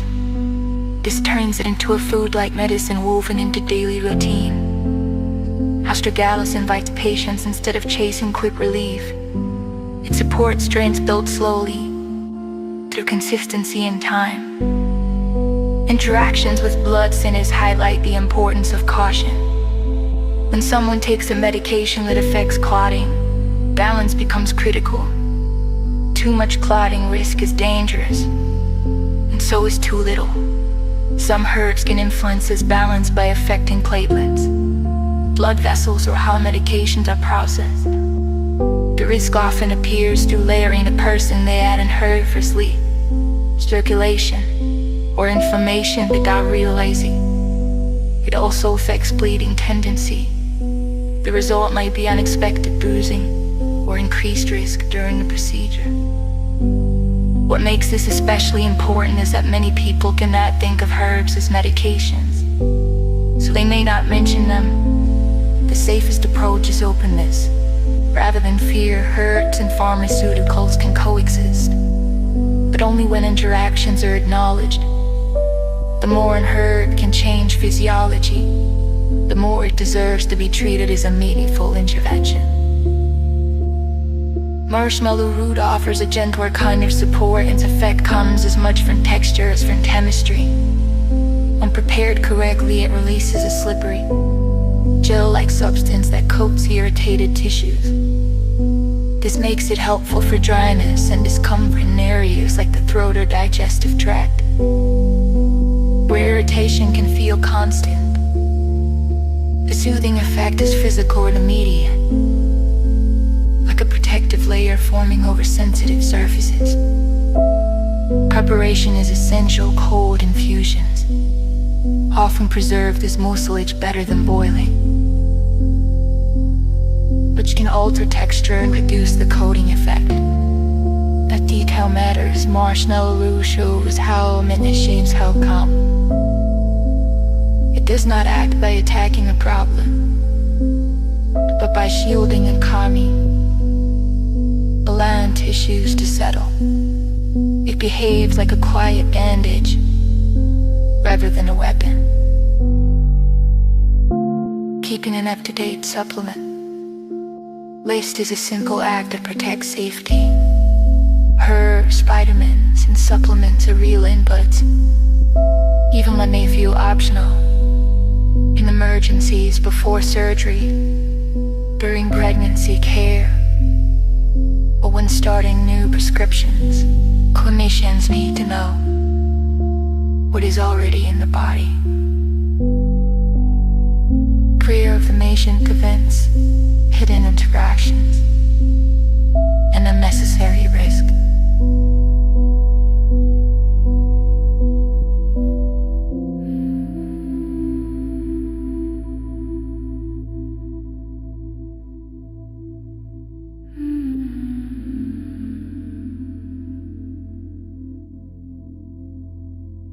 Without that awareness, interactions can be overlooked, side effects misunderstood, and dosing decisions made with missing pieces.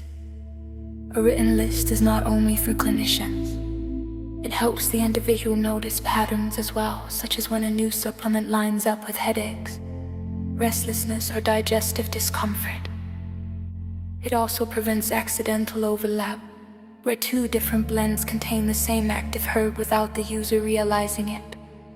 The most protective aspect of a list is that it turns vague memory into clear reference.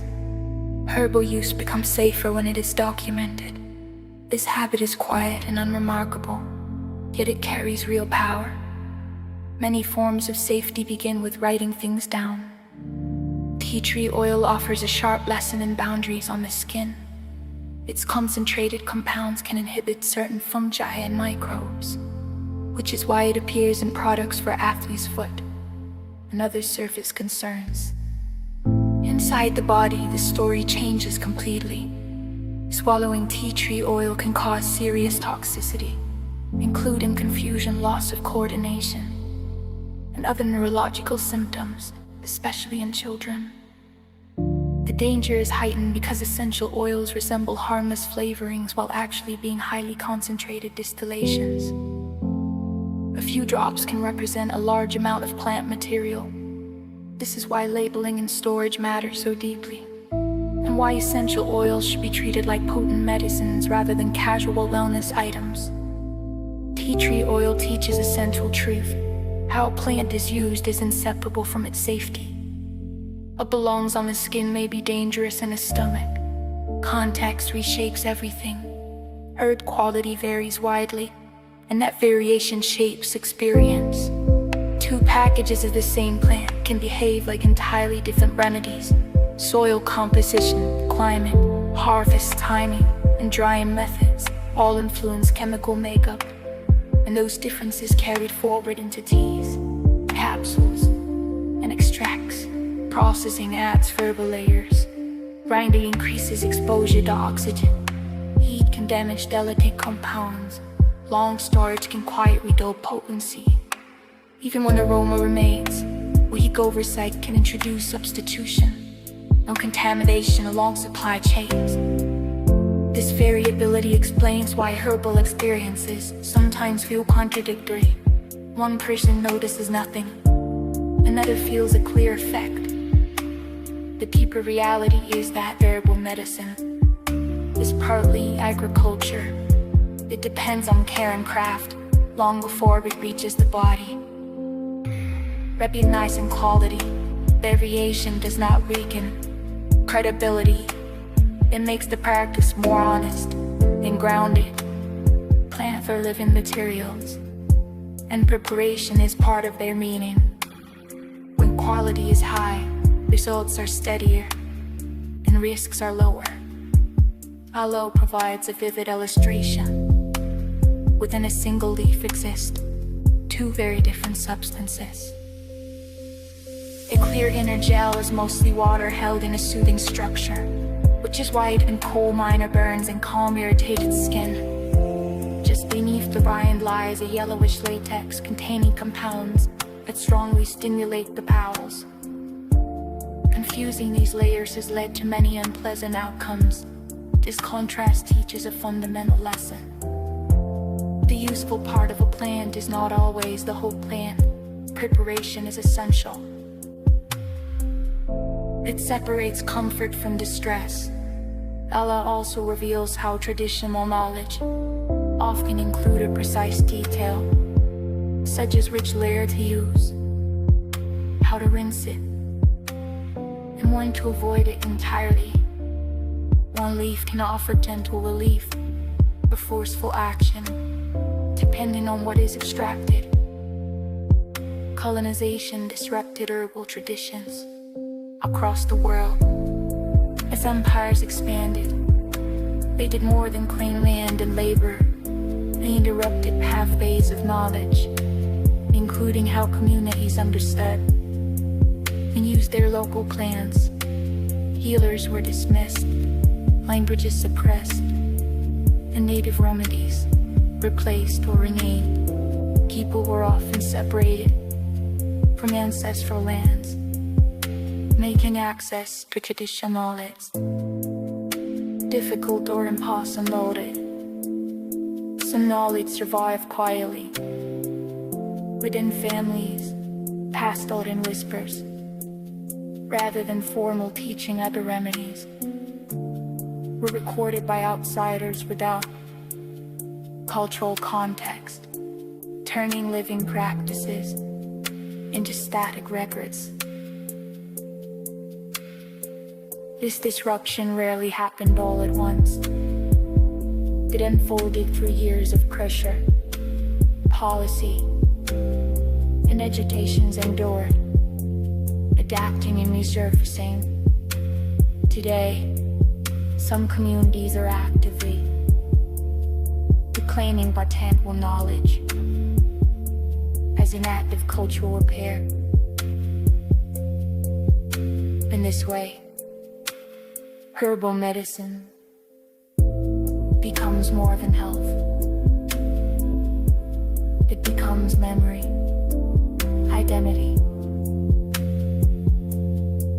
and continuity. Calendula offers a gentle closing example. It is often planted for its bright, welcoming flowers. Think head because it proves years full. Its petals have been used in creams and salves for small cuts, dry skin, and mild irritation, offering modest, a consistent support.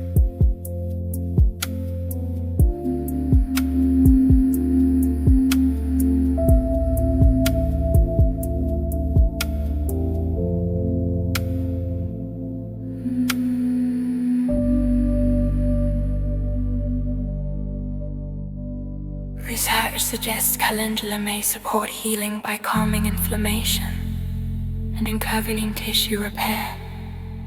The evidence is usually modest rather than dramatic, yet that is part of its appeal. It fits into real life. It is not a dramatic rescue, but a steady helper that makes irritation linger less and recovery feels smoother. Calendula also shows why topical herbs can be easier to use responsibly. The remedy stays on the surface, working where the problem exists, rather than traveling through the entire body. Tradition preparations often infuse the flowers into oils, creating a gentle carrier that spreads easily and protects the skin as it soothes. In that simple process, centuries of practical understanding are still visible. A bright garden flower becomes a quiet partner in repair. Sailors once relied on citrus plants to prevent scurvy on long sea voyages. Scurvy unfolded slowly and relentlessly, gums weakened, winds reopened, strength faded, and the ocean offered no fresh food to correct the problem. The solution was not a new invention, but a familiar fruit, citrus, rich in vitamin C, prevented the disease when eaten regularly. What makes this story striking is how long it took for the practice to become standard. Observations existed, but doubt, logistics, and bureaucracy delayed change. Once citrus was built into naval routines, survival improved dramatically. This is one of the clearest examples of a plant remedy reshaping history at scale. It did not simply ease discomfort. It protected crews, extended voyages, and altered what global travel could be. Citrus remained food, yet quietly became medicine. It reinforces a lesson herbal traditions long understood. Some of the most powerful supports are ordinary ingredients used consistently before crisis appears. Witch hazel became a staple because its effects feel almost immediate. Applied to the skin, it can tighten and calm, reducing irritation and visible redness for some people. This comes from tannins within the plant that create a mild astringent action. Witch hazel is often used after shaving or on sensitive skin that feels easily overwhelmed. What makes it interesting is balance. Too much astringency can dry or irritate, while the right concentration can feel soothing and restorative. This is why formulation matters. Products containing alcohol behave very differently from gentler distillation. As demand grew, cinchona bark became highly valued, harvested, transported, and contested. Refining quinine allowed more consistent dosing, improving reliability and outcomes. The deeper story is one of translation. Knowledge rooted in traditional use became a foundation of modern tropical medicine. It reminds us that forests are not only ecosystems but vast libraries of molecules capable of shaping human history. Neem provides a reminder that power requires boundaries. It is often praised as a natural purifier because it contains compounds that repel insects and inhibit microbes. This strength explains its use in traditional skin care and agriculture. Yet that same potency introduces serious risks, especially for children. Ingesting neem oil has been linked to severe adverse effects in young bodies, including neurological symptoms, which is why internal use is strongly discouraged without expert oversight. Neem illustrates a central truth. Natural we use does the not echinacea mean to strengthen gentle. the immune system. The Place it gently compound with the evolved to others, as you protect wish, the brother. tree can be too Based on the forceful first for a effect, developing human this picture system. is clear for the new enclosure. It also That aligns highlights the perfectly with the difference water between source data we topical and collected. internal use. A diluted skin application is not equivalent to swallowing an oil. Neem's lesson is not fear, but precision. Strong botanicals deserve the same respect and care, given to any powerful tool.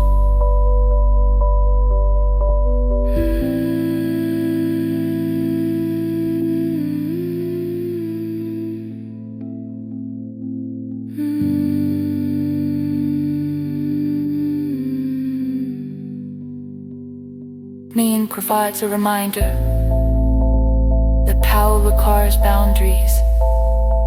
It is often praised as a natural purifier because it contains compounds that repel insects and inhibit microbes. Its strength explains its use in traditional skin care and agriculture.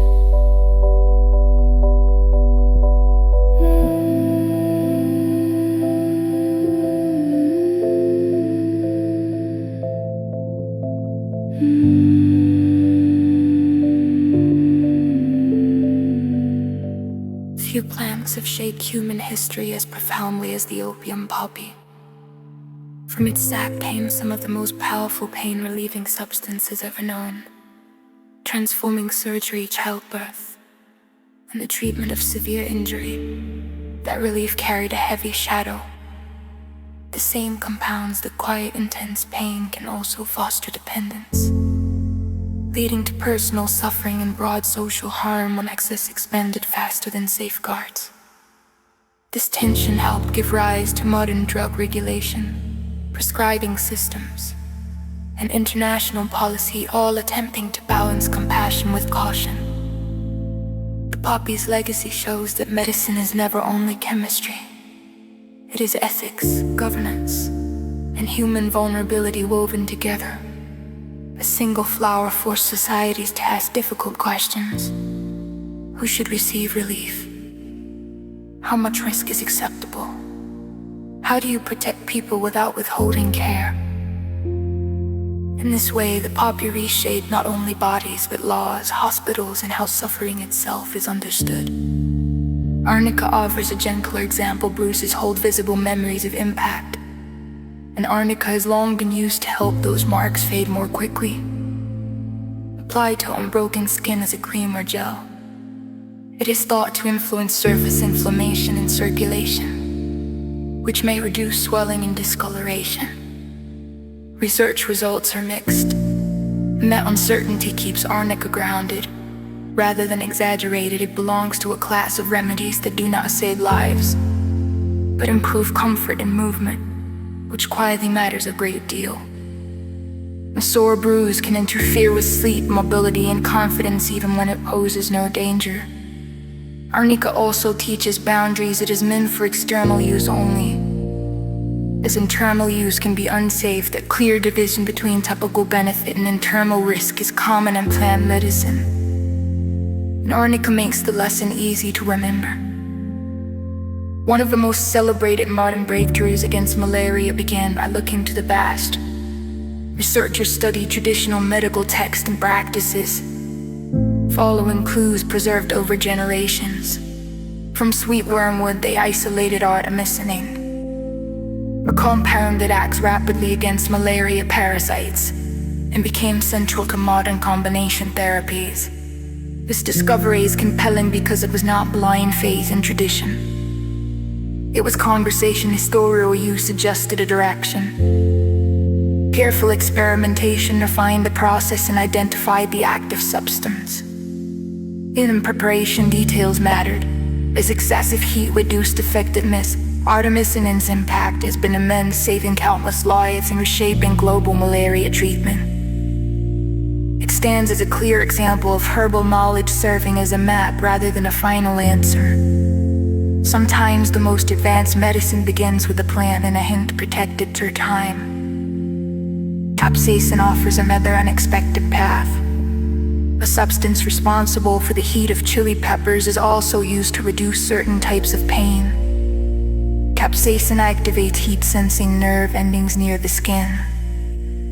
With repeated application, those nerves become less responsive, and the chemicals they use to signal pain are temporarily degraded over time. This reduces certain nerve-based discomforts, such as lingering pain after shingles or chronic burning sensations. Relief is gradual, not immediate. Many people feel warmth for stinging before improvement begins, which is why careful instructions matter. Capsaicin shows how plant-derived treatments can reshape nervous system sensitivity itself. Rather than simply masking symptoms, it uses a molecule evolved to deter predators to gently retrain pain signaling. Traditional Chinese medicine represents one of the largest continuous archives of herbal knowledge ever maintained over centuries. Physicians and scholars recorded plant uses, combinations, preparations, and cautions in texts that were copied, debated, and refined. Herbs were treated almost like personalities, each with tendencies, compatibilities, and roles within a broader pattern of balance. Rather than focusing only on isolated symptoms, the system emphasized constitution. Seasons and interminables unpair with these deceptions and cons, the pars that them the mans of life. Part of the entry is proven, but the prehistorical use can point toward meaningful biological activity. The sheer scale of this tradition is humbling across dynasties and climates. People tested nature patiently, building an immense record of observation, adjustment, and care. It stands as one of humanity's longest conversations with the plant world.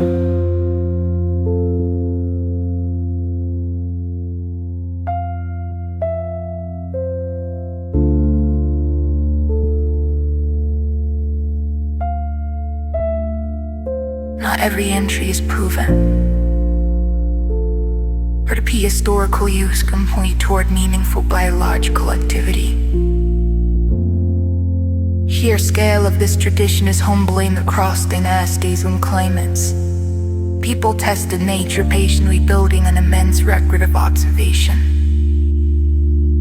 And texts that were copied, debated, and refined. Herbs were treated almost like personalities, each with tendencies, compatibilities, and roles within a broader pattern of balance. Old baths offer calm through simplicity. The idea feels almost too ordinary until the process becomes clear. Finely ground notes release starches and soothing compounds into warm water, forming a soft, milky bath that coats irritated skin. The coating reduces friction, helps hold moisture, and quiets the itch that can worsen eczema. Oats also contain molecules that appear to support the skin's barrier and ease inflammatory irritation, which is why colloidal oatmeal appears in modern dermatology products. The strength of this approach lies in its directness. Nothing needs to pass through digestion or circulation. Comfort is delivered exactly where it is needed.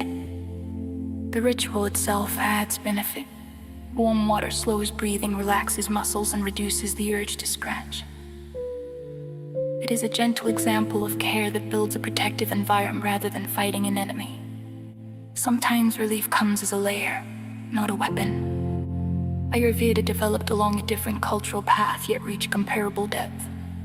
This system formed an intricate framework for understanding digestion, energy, and balance. Then match plants to those patterns with careful attention. Herbs were rarely treated as isolated fixes. They were woven into food, daily routines, and seasonal practices, turning health into an ongoing relationship. Rather than a brief intervention, preparations range from powders to broths, decoctions, and fermented tonics, each chosen for how it carried plant chemistry into the body. One of Ayurveda's most striking ideas is that the same herb may not suit everyone.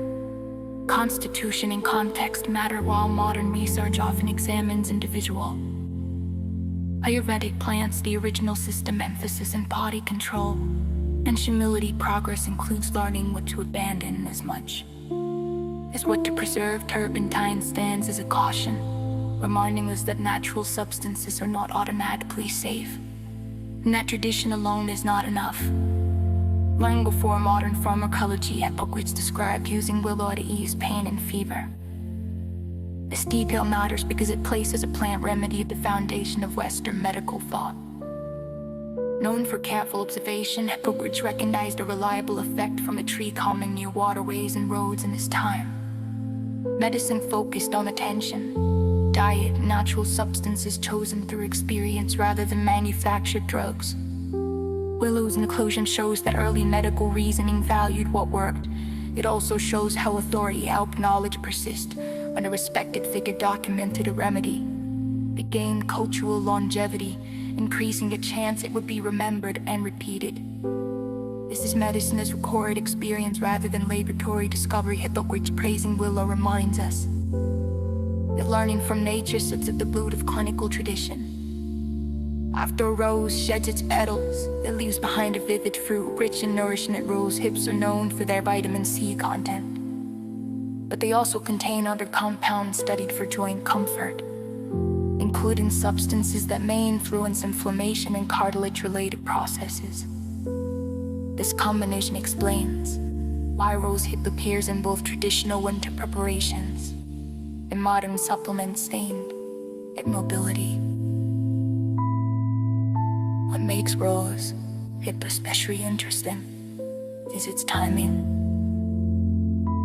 It is harvested as the growing season fades, turning the end of a garden cycle into a source of resilience and support. Hippocrates' praising willow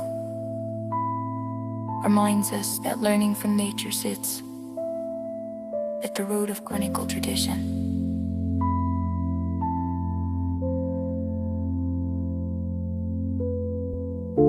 After a rose sheds its petals, it leaves behind a vivid fruit rich in nourishment. Rose hips are known for their vitamin C content, but they also contain other compounds studied for joint comfort, including substances that may influence inflammation and cartilage-related processes. This combination explains why rosehip appears in both traditional winter preparations and modern supplements aimed at mobility. What makes rosehip especially interesting is its timing.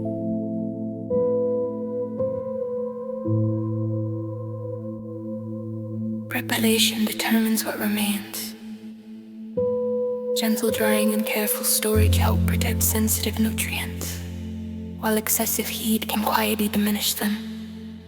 Rosehip also moves easily between food and medicine.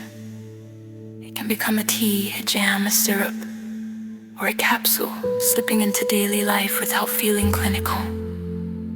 It reminds us that plants often hide their gifts in unexpected places, and that even a thorny shrub can leave behind something nourishing long after its flowers have fallen. Frankincense once lived at the crossroads of medicine, fragrance, and trade. This resin, a hardened tear from trees growing in harsh, dry landscapes, was valuable enough to function as currency. It scented temples, perfumed bodies, and appeared in preparations for wounds, inflammation, and oral care.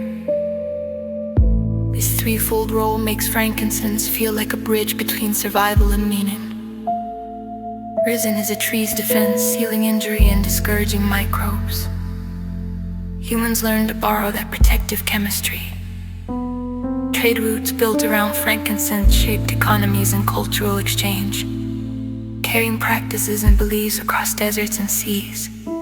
To hold this resin is to touch a time when plant materials stood at the center of civilization, valued for how they shaped bodies, rituals, and connection, and discouraging microbes. Humans learned to borrow that protective chemistry.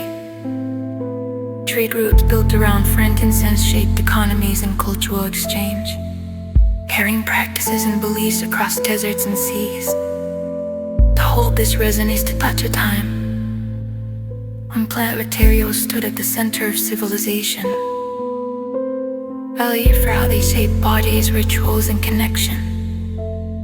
Boswellia, the tree behind frankincense, draws moderate intention for a practical reason. Compounds known as boswellic acids have been studied for their influence on inflammatory pathways involved in joint stiffness. The aim is rarely numbing pain. It is easing movement over time. That kind of change alters daily life quietly, climbing stairs with less hesitation or standing more easily after. Sitting research outcomes depend on extract type and dose, which explains why results vary. Traditional use often involve chewing resin or preparing it in specific ways, suggesting that delivery mattered. Boswellia's story shows how the same material can be sacred scent in one context and support for mobility in another. A tree's defensive sap becomes a human ally, And modern laboratories become new places where ancient resin is asked fresh questions. Many remedies work best in combination, rather than alone. Single herb stories are simple, but traditional formulas often relied on cooperation. A blend might pair a calming plant with one that improves absorption, or balance a strong ingredient with another that softens unwanted effects. Some combinations are designed for layered timing, one acting quickly, another offering longer support. Others address clusters of experience such as tension, digestion, and sleep together, reflecting the reality that symptoms rarely arrive neatly separating. This approach can appear complicated, yet it mirrors the complexity of real bodies. Research sometimes struggles with blends because variables multiply, but practitioners value them for the same reason. A formula can be adjusted like a recipe, tuned for sensitivity, age, or season. Blending treats blends less like single tools and more like instruments in an ensemble, aiming for harmony rather than intensity. Devil's Claw offers a grounded example meant for hookah seed pods that latch onto passing animals. Its interest lies in the leaf rather than drama. Extracts from the root have been studied for easing lower back pain, with some trials showing improvements comparable to common non-prescription options for certain people. The kind of pain it addresses is the slow, persistent ache that reshapes how someone sits, sleeps, and moves through the day. Benefits tend to build gradually, not appear instantly. That slow arc matches the nature of chronic discomfort, which rarely yields to sudden fixes. Devil's Claw illustrates how a plant from harsh terrain can find a place in modern care, not as folklore, but as a studied option, and people seek support without immediately turning to stronger interventions.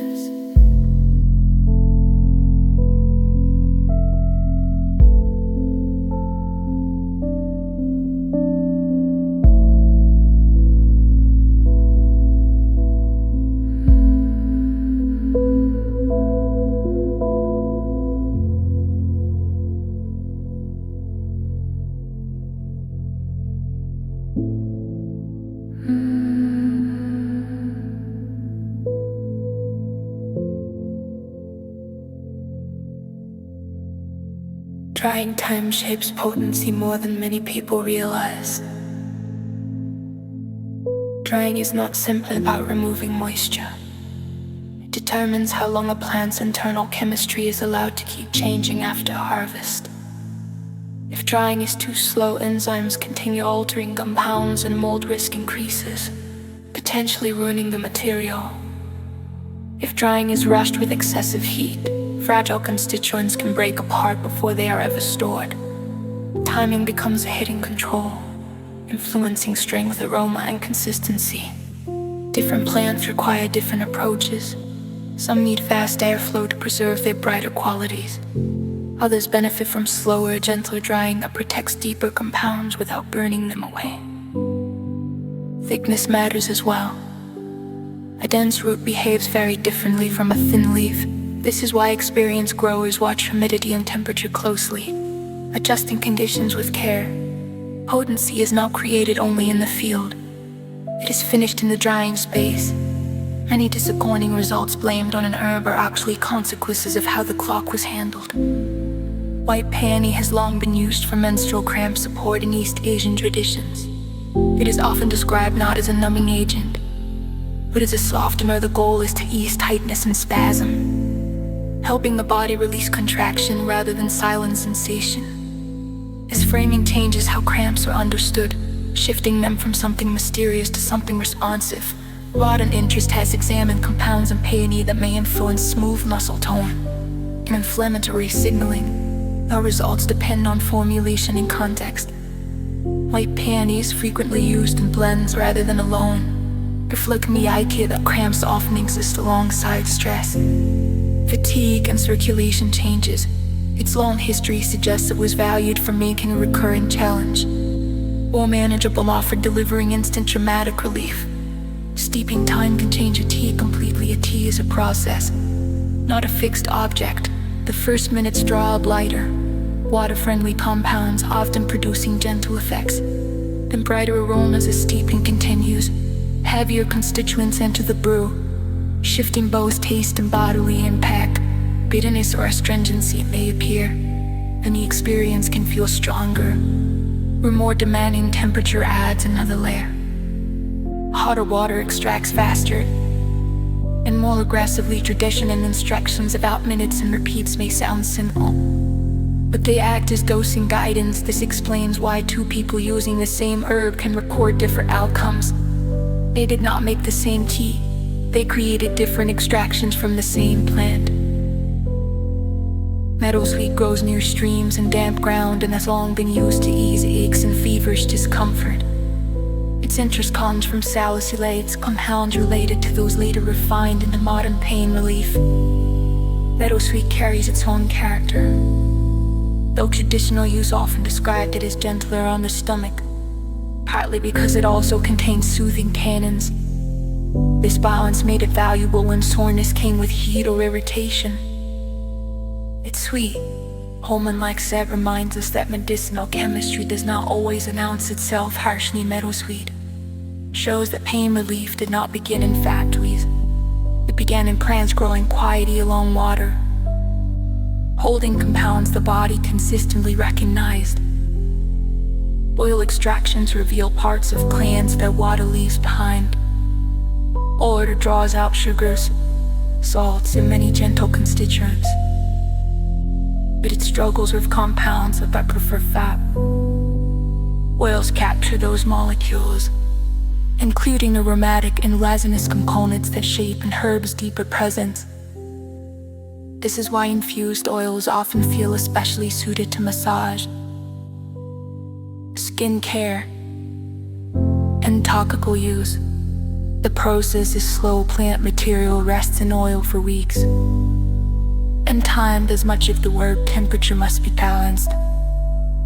Too much heat damages fragile compounds. Too little leaves extraction incomplete.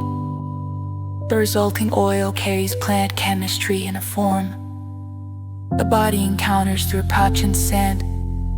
This is not just another preparation. It is a different conversation with the plant. An herb may feel mild as a tea and strikingly present.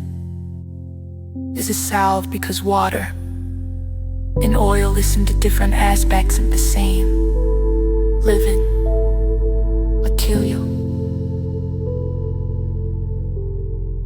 Feverfew has drawn attention for migraine prevention rather than relief during an active attack. The distinction is meaningful for anyone who lives with the anticipation of the next episode. Studies have explored feverfew's ability to reduce how often migraines occur, with mixed but intriguing findings that depend strongly on preparation and dose. The plant contains compounds that may influence inflammatory signaling and blood vessel behavior, both of which are involved in migraine biology. Traditional use sometimes involved chewing fresh leaves, though the bitterness discouraged many people. This led to standardized preparations designed to improve consistency and tolerability. Feverfew's lesson is one of patience. Preventive support is quiet.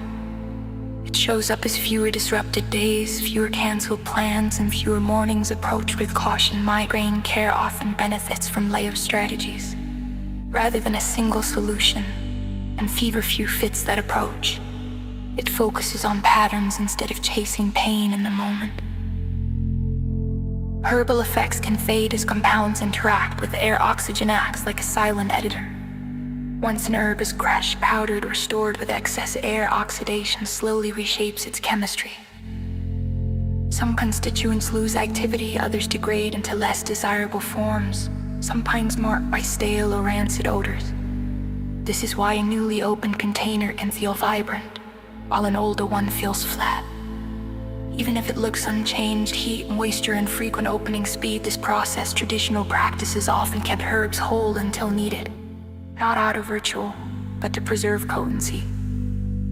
Modern convenience favors pre-ground foams, treating stability for speed. This highlights an often overlooked truth. Herbal strength depends not only on what a plant contains, but on what survives the journey from harvest to storage to use. Butterbur offers a striking example of benefit paired with strict conditions. Certain purified butterbur extracts have been shown to reduce migraine frequency in some people, however. The raw plant can contain pyrrolizidine alkaloids, compounds linked to serious liver toxicity. Safe products must remove these substances and verify that removal carefully. This requirement makes butterbur one of the clearest demonstrations of why preparation and quality control are essential.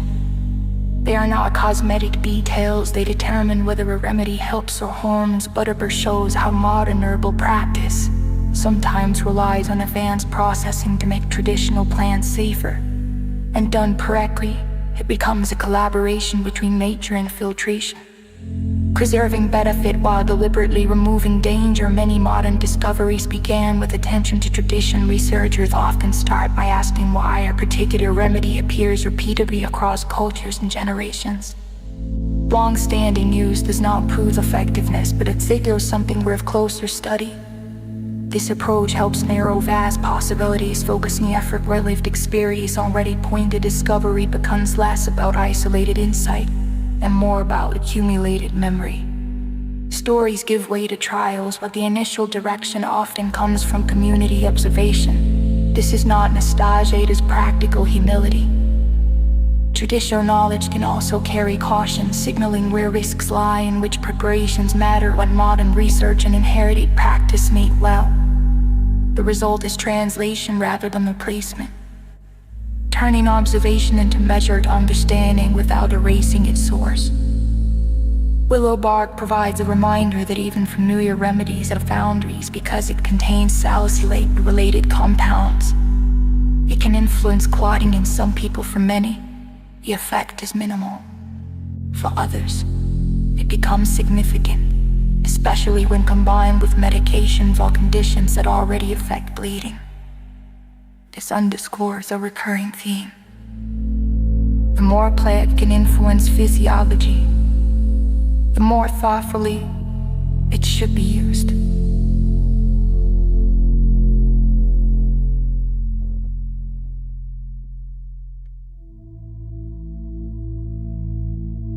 For someone using anticoagulant medications, preparing for dental procedures, or prone to easy bruising, the risk can be higher than expected from something marketed as a simple natural option.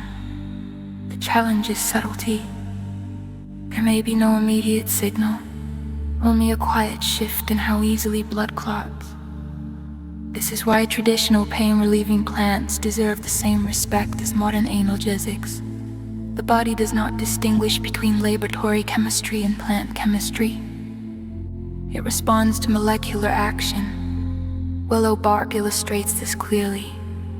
Its benefit and its caution are intertwined, and the outcome depends on timing, context, and individual sensitivity, rather than intention alone. Long before modern textbooks, written herbals preserved medical knowledge. These hand-copied volumes describe plants, preparations, and observed effects, acting as portable memory for survival. They crossed borders, were translated into new languages, and evolved as each generation added notes and corrections.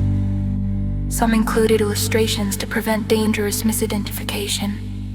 Others record habitats and ideal harvest times.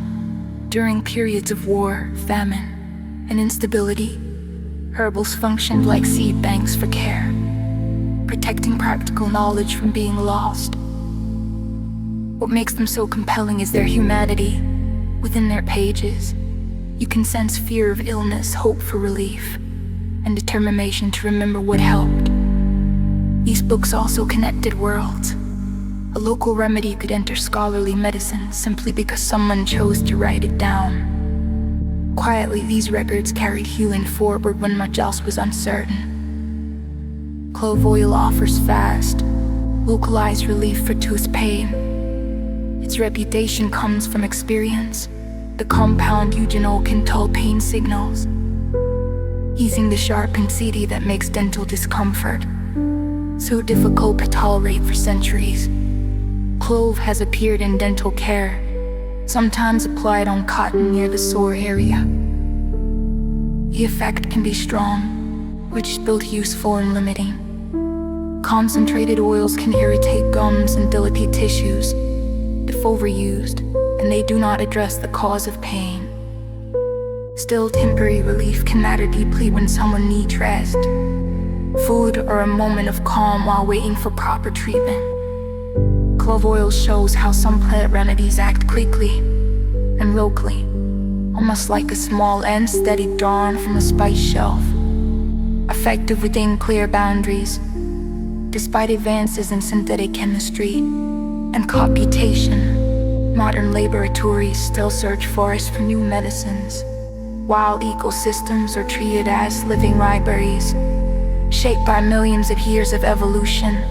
Plants, fungi, and microbes have developed chemical defenses against infection, pests, and environmental stress, often creating molecules unlike anything humans would design intentionally. Researchers collect samples carefully. Still, temporary relief can matter deeply when someone needs rest, food, or a moment of calm while waiting for proper treatment. Clove oil shows how some plant remedies act quickly and locally, almost like a small anesthetic drawn from a spice shelf, effective within clear boundaries. Despite advances in synthetic chemistry and computation, modern laboratories still search forests for new medicines. Wild ecosystems are treated as living libraries, shaped by millions of years of evolution. Plants, fungi, and microbes have developed chemical defenses against infection, pests, and environmental stress, often creating molecules unlike anything humans would design intentionally. Researchers collect samples carefully. Still, temporary relief can matter deeply when someone needs rest, food, or a moment of calm while waiting for proper treatment. Clove oil shows how some plant remedies act quickly and locally, almost like a small anesthetic drawn from the spice shelf, effective within clear boundaries. Despite advances in synthetic chemistry and computation, modern laboratories still search forests for new medicines.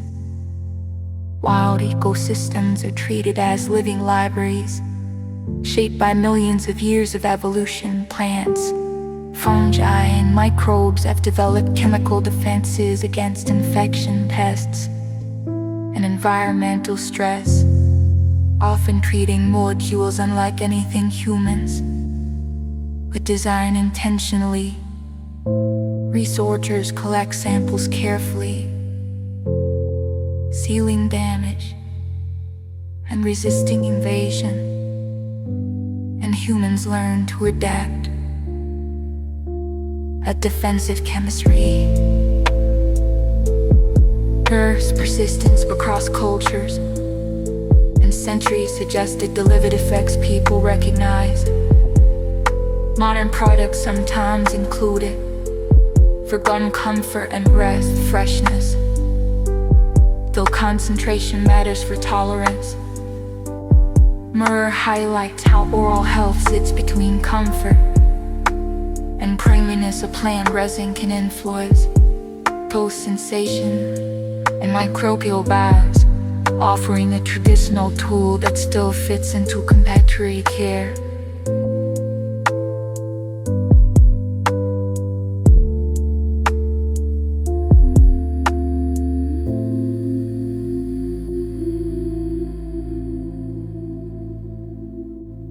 Herbal safety rests on three foundations: species, dose, and preparation. Two people can say they use the same herb and mean entirely different experiences. One may have brewed a light key, while another swallowed a concentrated extract. Even before form is considered, species matters. A familiar name can point to different plants with very different chemistry and risks. Dose becomes the next gate. A small amount may support balance, while a larger one can overwhelm the body or trigger unwanted effects. Preparation is the final switch. Drying, heating, fermenting, or extracting will reshape what compounds remain and how strongly they act. For this reason, responsible herbal practice treats plants as active materials, not harmless ornaments. Safety is not a permanent label stamped on an herb forever. It is a relation between a specific plant, a specific form, and a specific person at a specific time. When those pieces align, herbs can be deeply supportive. When they do not, problems emerge. Some plant aromas influence mood almost instantly. Smell is one of the fastest pathways into the nervous system. Aromatic molecules travel from the nose directly to brain regions tied to emotion and memory. This is why a scent can change how you feel before conscious thought catches up. Certain plant aromas have been studied for their effects on calm, focus, or stress during demanding situations. The response is partly chemical and partly personal. A scent associated with safety can soften the body, while one linked to discomfort can create tension. Aroma becomes both subjective and measurable at the same time. This helps explain why fragrant plants appear in rituals across cultures. From evening routines to sacred ceremonies, sometimes the medicine is simply in the air. Volatile oils become messages delivered through breath, shaping mood for sensation, memory, and neurobiology all at once. Many herbs work slowly, rewarding patience instead of immediacy. Some remedies do not feel like switches being flipped. They feel more like shifts in weather. These plants influence systems that change gradually, such as baseline inflammation, stress regulation, or digestive patterns that unfold over days or weeks. This can frustrate people expecting instant relief, yet it reflects a different philosophy of care. Slow-acting herbs often work best with consistency and routine, supporting the body rather than forcing it. Traditional practices mirrored this view. Confessing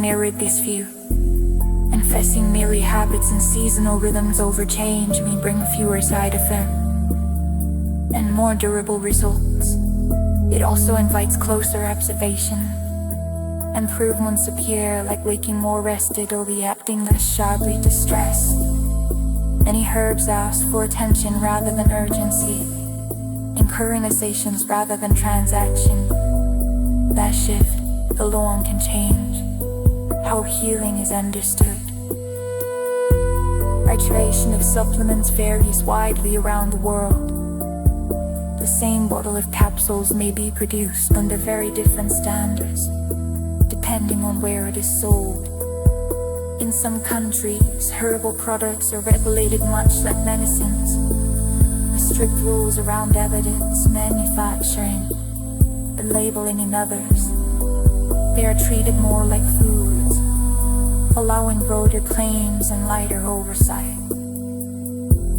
These differences affect purity testing, speed of recalls, and how clearly risks are communicated. They also shape expectations. A label that feels reassuring in one place may mean something quite different elsewhere. Herbal medicine becomes partly geopolitical. The plant remains the same, but the safety framework changes at borders. This is why travelers often notice different formulations, warnings, or availability for familiar herbs. Understanding regulation does not diminish herbal medicine. It clarifies the landscape. It reminds us that choosing a supplement is not only about the plant itself, but about the systems that verify identity. prominence in honesty in marketing. The most satisfying outcomes in herbal practice tend to appear when three elements meet. Evidence offers guidance about benefit, and restful is the human layer, knowing when to act, when to wait, and when another approach is more appropriate. When those three align, herbal medicine becomes not only effective, but thoughtful and safe.